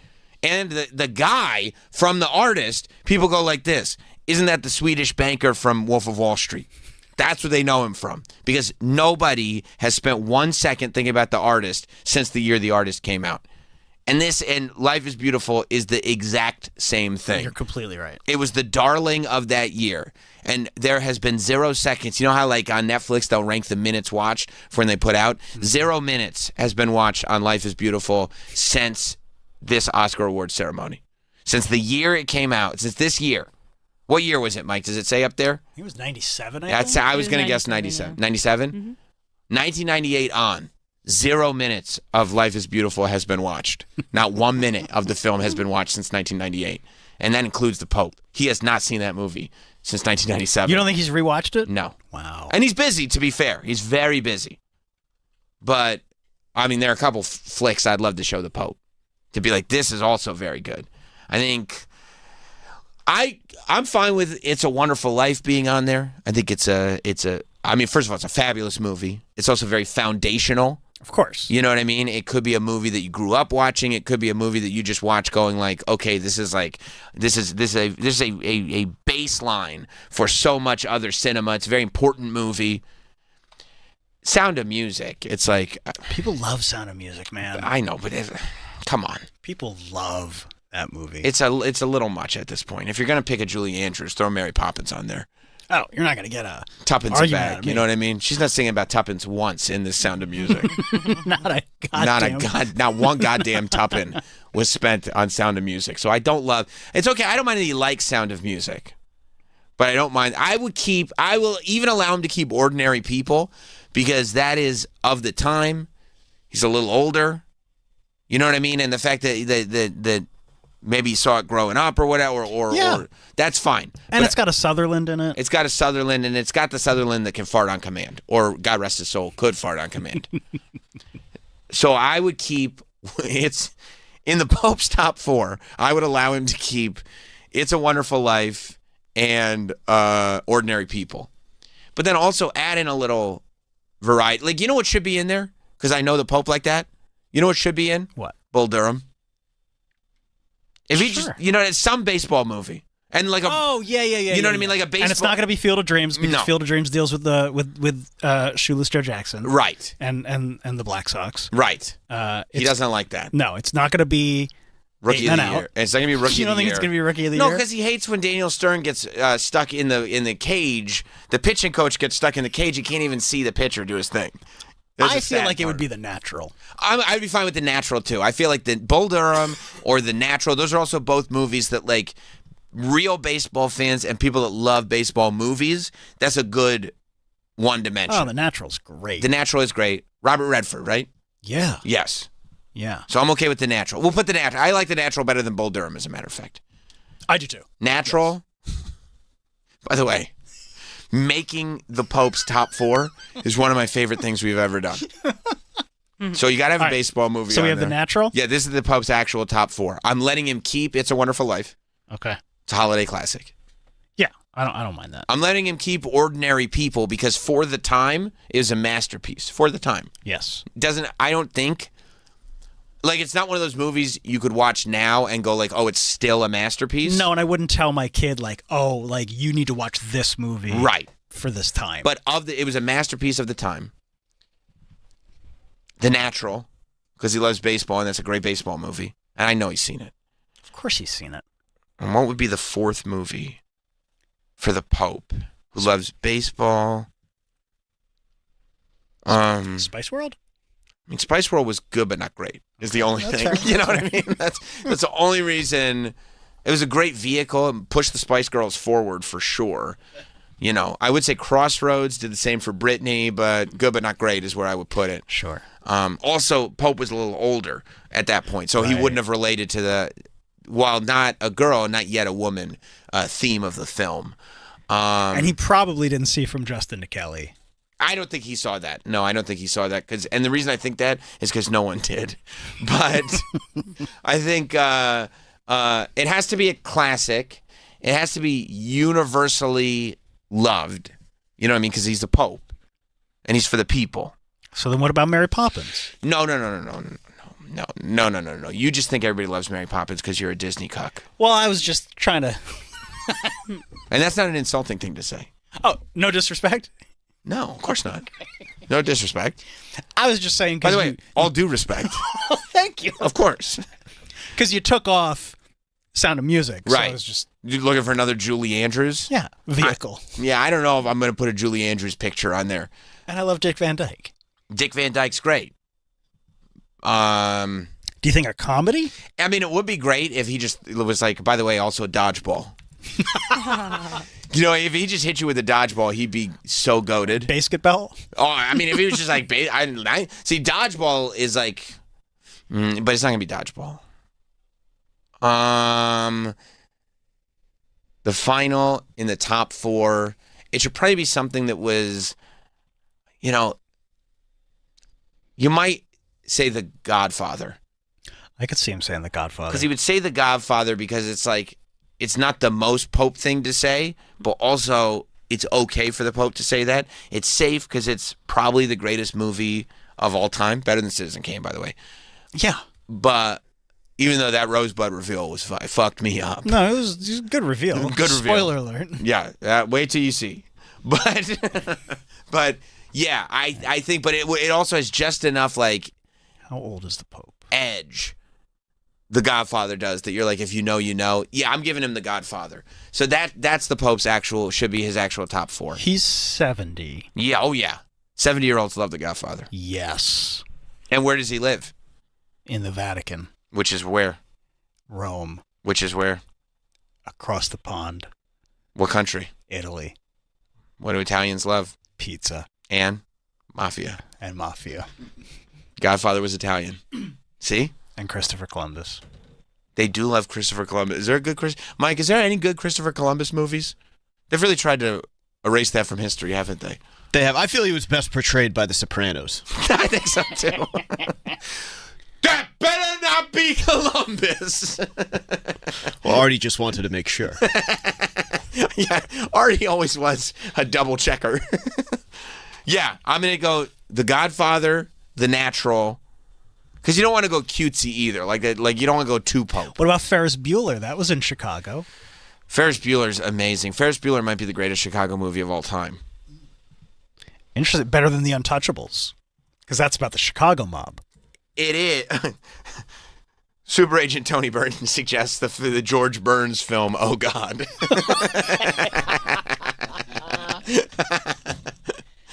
And it would be funny if he said, and obviously, oh God, and just winked. And And by the way, Rookie of the Year. Oh, no. That's That was Cubs. the Cubs. We That was hate Cubs. the That Cubs. was Cubs. We hate the Cubs. That was Cubs. Blues Brothers. So you go, instead of going Godfather. I'm looking for something Chicago-y. Home Alone is in Chicago. Home Alone is in Chicago. Home Alone is in Chicago. Christmas, right? And we It's love like a Christmas Christ. We're putting the Christ back in yes. Christmas. John Candy.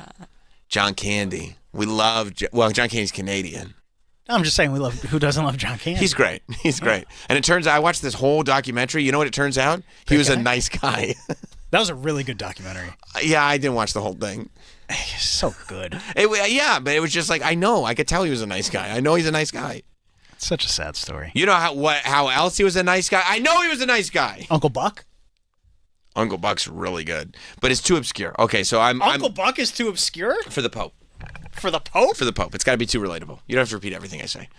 I think. I don't think that's too obscure. It's too obscure. That movie came out in '89. And who made it? John Hughes. Oh yeah, that's right. Who made Home Alone? Also John Hughes. No.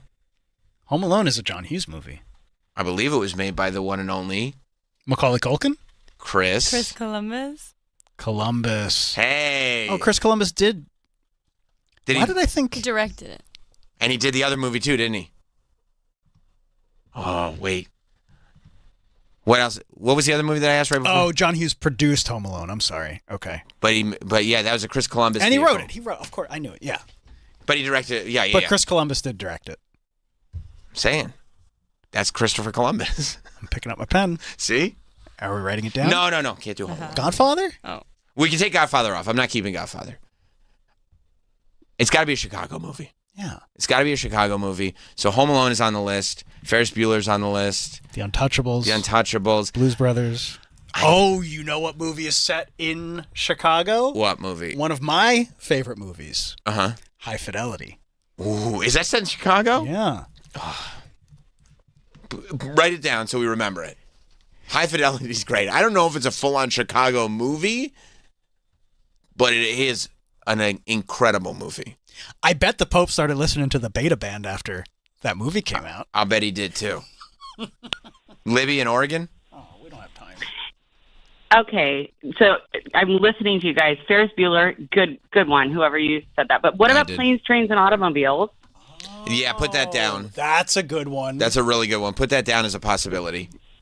And also because I think he's a dope-ass Pope. Nice. I think that he would like The Exorcist.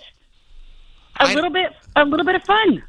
Listen, Libby is controversial. I'm Catholic. I know, I'm Catholic, no. so I can say that. And I appreciate that, and it's controversial, and the good guys do end up winning, right? And and that's the Pope. That's true. So I get it. I get it. Do you think, as a Catholic, that your folk could be like pushed that far? You know what I mean? You're like, there are some people who take it really seriously, and they'd be like, "What the fuck did he just say?" No. No, because 12 years of Catholic school, I go to church every week. No, it's a good movie. And Planes, Trains, and Automobiles, we just watched it last night. I can't believe how many fucks that in that airport scene is said. And that's like a family movie. We watched it as a kid. Yeah, that's and crazy. I'm like, I want my fucking car. I want my this, da. The only time I've heard more. I think he could get it. The only time the word fuck has been uttered more in an airport is every time Troy Kwan travels. I'm praying for you, Troy. You get home. Thank All you, right, Libby. I'll let you go. Bye. Those are not bad suggestions. No, Planes, By the Trains way, is a by good the way, suggestion. What? I know what you're going to say. Mike just pulled up the scene, and the still is the image. It's the same wonderful woman who played Mr. Rooney's secretary in Ferris Bueller. Great. And she's picked up, and she's a heavyset woman, but she's perfect. And she's got the phone to her ear. And I said, "That's Libby." Yep. Ray in Georgia. Hey, excuse me. That's all right. Get it out of there. Get it out of there. Backdraft. Backdraft was in With Chicago. Backdraft was in Chicago. Yeah, Backdraft, Yeah. Great fire movie. Backdraft's in Chicago. Let me throw another one at you. Okay. Chicago. The musical. Yeah. If we found out the Pope was also into musicals, my God. he had it coming. He had it coming. Oh, man. And I'm talking about the Richard Gere Chicago. Sure. As opposed to what? I think they made one like back. Oh, like way back when? Yeah. Of course you want the Richard Gere one, because that's when he sings the song about the gerbil, right? It was up there. Give 'em the old razzle-dazzle. Let it crawl up there. You can see the Pope. Wait, what was the second part you just said? What? You talking about the gerbil again? Every song. Yeah. He keeps... Cut! It's not even a line. Richard, I need you in character here. What if my character got this like tube, right? Follow me on this. This is PG-13. No. Chicago the musical is well established. We're going to stay in those perimeters. People love it. Yeah, what do you got? Come on, buddy. It's barely answered the phones today. It's the best. Jonathan in Connecticut. What's up, guys? I know you said it took off The Godfather, but don't forget, The Godfather Part 3 was literally based in Vatican City against the corrupted archbishop. So maybe he watches it as, like, his dark side, like, that could be me. No, I don't mind it, but if the Pope came out and said The Godfather 3 is on his list and it's the best Godfather, I mean, that's a real hot take. Actually, it's the best one. Imagine that if it was like your top 4 movies are It's a Wonderful Life, are The Natural, The Natural, are Ordinary People, and The Godfather 3 because it's the best one. Ask me about it. I think he would lose confidence in the whole, like, the whole religion would turn on him. You think so? Yeah. We're not having any of this? I think he would have to resign like that other guy did that everybody hated. I think, yeah, he did. Yeah. You know what? Everything I've done as a Pope, I did it all. There's nothing left to be done, so I've decided to resign. One term. Nobody does this. Still you die. Get back into the old chimney game, however you play it. I think it's got to be a Chicago movie. I think Libby's got it. What did Libby say? Planes, Trains, and Automobiles. Planes, Trains, and but there's so many fucks in that airport. That's fine. He knows that. He's cool with that. He is a cool dude. He's from Chicago. As Libby would say, oh, he's a real righteous dude. But you know what I really think? What? I think that I think that the Pope's vibe. Mm-hmm. I have his trading card, okay? I know. I've been studying his vibe. I think that the final pick is far more Chicago-centered. Okay. I think it's Blues Brothers. Okay. Yeah. I think that's his comedy. Like, that was in the 70s. It's comedy. It's his era. It's the 70s. It's got a little edge, but it's really just fun. It's that movie. It's not even a fun fact. You think Chicago? I say Blues Brothers. Chicago's like the star of that movie. It's Dan Aykroyd. Which Belushi was the first Blues Brothers? John, man. Oh, okay. What the hell? John. I know. John. You get him and Jim mixed up. I get John and Jim. Which one's the one that passed early? And I'm sorry to say. Who was the samurai deli guy? One of them ate the little chocolate donuts and the cereal. Was that Jim? Yeah, but like it's John Belushi, Dan Aykroyd, and Chicago are literally the stars of that movie. So I'm fine with that. I think that the Pope's actual 4 favorite movies are It's a Wonderful Life, are Ordinary People, The Natural starring Robert Redford because he loves baseball, and that's a great baseball movie, and Blues Brothers because he's a cool dude, and that's a cool movie, and he's from Chicago and loves Chicago, and that's a fabulous Chicago movie. So that's actually what the Pope's 4 movies are. Can somebody get that to the Vatican? Should I email the Vatican? Yes, we need to. I would take the gig if I could be the Pope's PR guy. Yeah, of course. I think that there was a time where that was a very difficult job, but now I would take that job now. Yeah, especially since we have an American Pope, he should have an American PR guy. For sure. Yeah. Because otherwise they're going to be sitting in the Vatican going, oh, I got that idea. And it's like, no. I don't understand that. We can't do that. Yeah. Yeah, because the Pope's got a huge audience here in the States now. And we'll send this over to the Catholic channel so they can report on it. Yeah.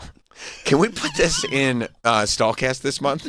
Yeah. Can we have like Sam Roberts on Sam Roberts Show was able to figure out what the Pope's actual top 4 movies are? Because he's lying. Yeah, not the 4 that he said, what the real top 4 are. We figured that out. Because the head of the Catholic Church, he lies. He was off on that. He might have just misremembered too. You know, sometimes you panic. Yeah. Oh, yeah, of course. You're like, what's your favorite movie of all time?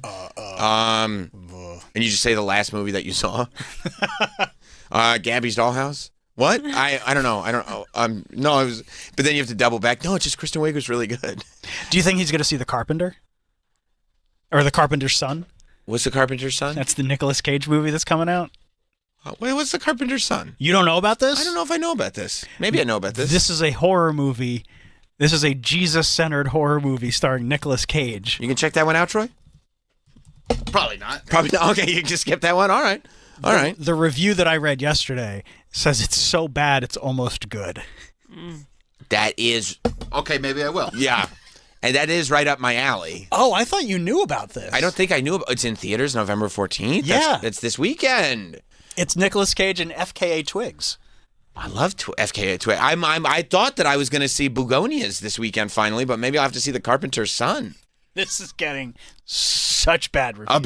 Abysmal. Ooh, I love that theater experience. Yeah. Like to be able to say, hey, you know this horrible movie, I got to see it in theaters. I love really that. thought you knew about this. Can I see a little bit of the right trailer? This sounds amazing. What awaits us when we turn at last to Oh, death? they take it very seriously? Uh-huh. Oh, yeah, that's yeah. great. I love that. Let my faith endure. Is he Jesus? You know who the Carpenter is. Oh, JC. My only strength to bear. Oh my gosh. Against the devil itself.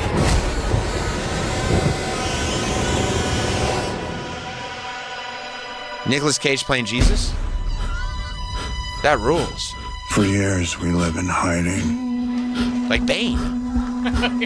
driven from every home. I was born in the dark. He bears a power you cannot understand. A power I cannot contain. Is he my father? Put that in your mind. Do you No, he plays Joseph. Oh, did he have a Technicolor dream coat? Free you. Who are you? Okay. You That's know who I Jesus. am. Oh, this year. Is he from your angels? Or from demons? Oh, You're always afraid. Greatly afraid. here's the thing. My faith has been shattered. Oh, the bees! That looks awesome. That was Nicolas Cage shouting that his faith has been shattered. You can fade this down.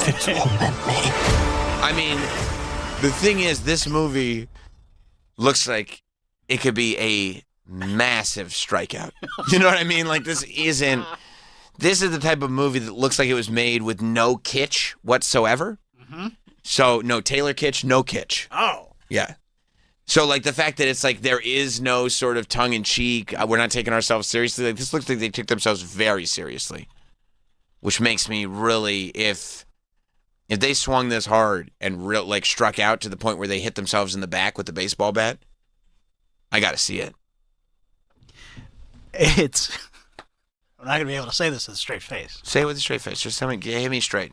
All right.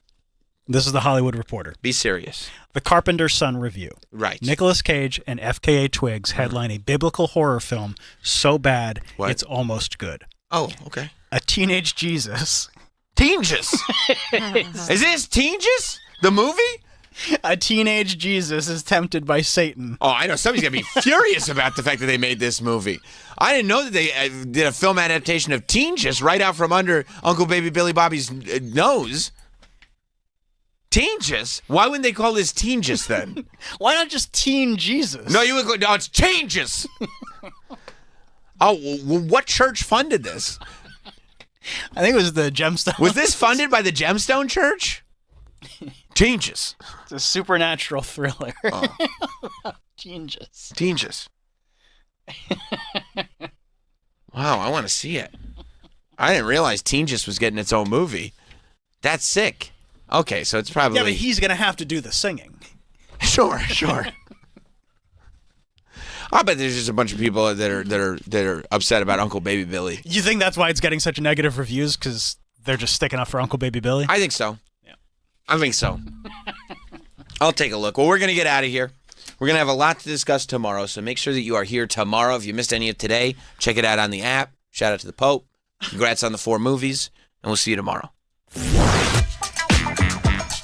There's more Sam Roberts Show after this.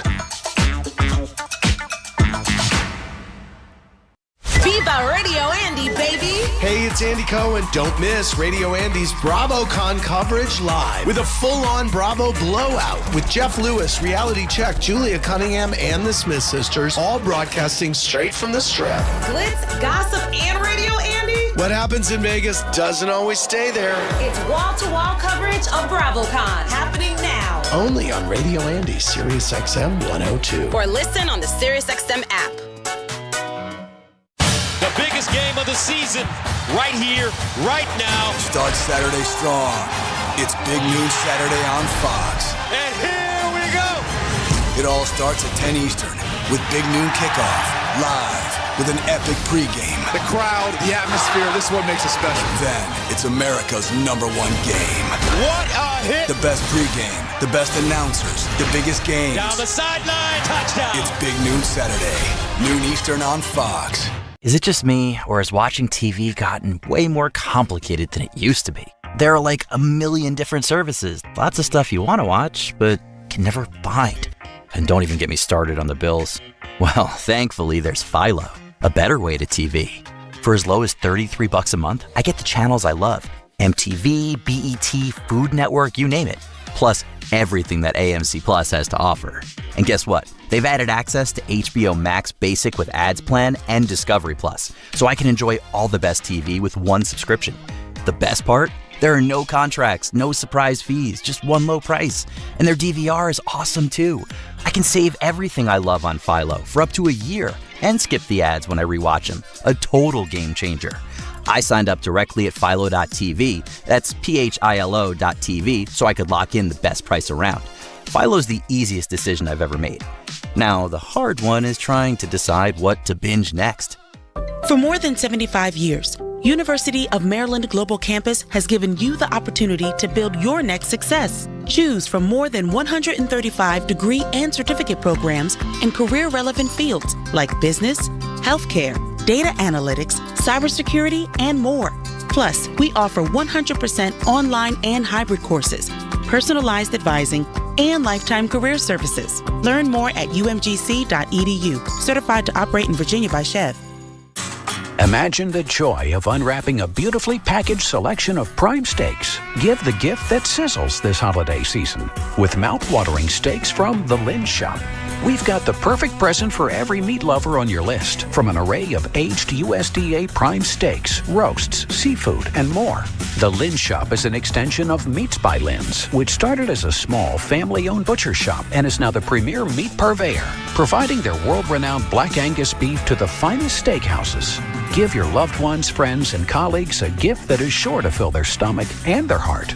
Spread holiday cheer with the gift of premium beef at thelinzshop.com. That's the LINZ shop.com. Plus, order now and enjoy 20% off with code SIRIUS. Brought to you by The Lynn Shop, the steaks of legendary steakhouses worldwide since 1963. Visit the LINZ shop.com and use code SIRIUS for an extra 20% off.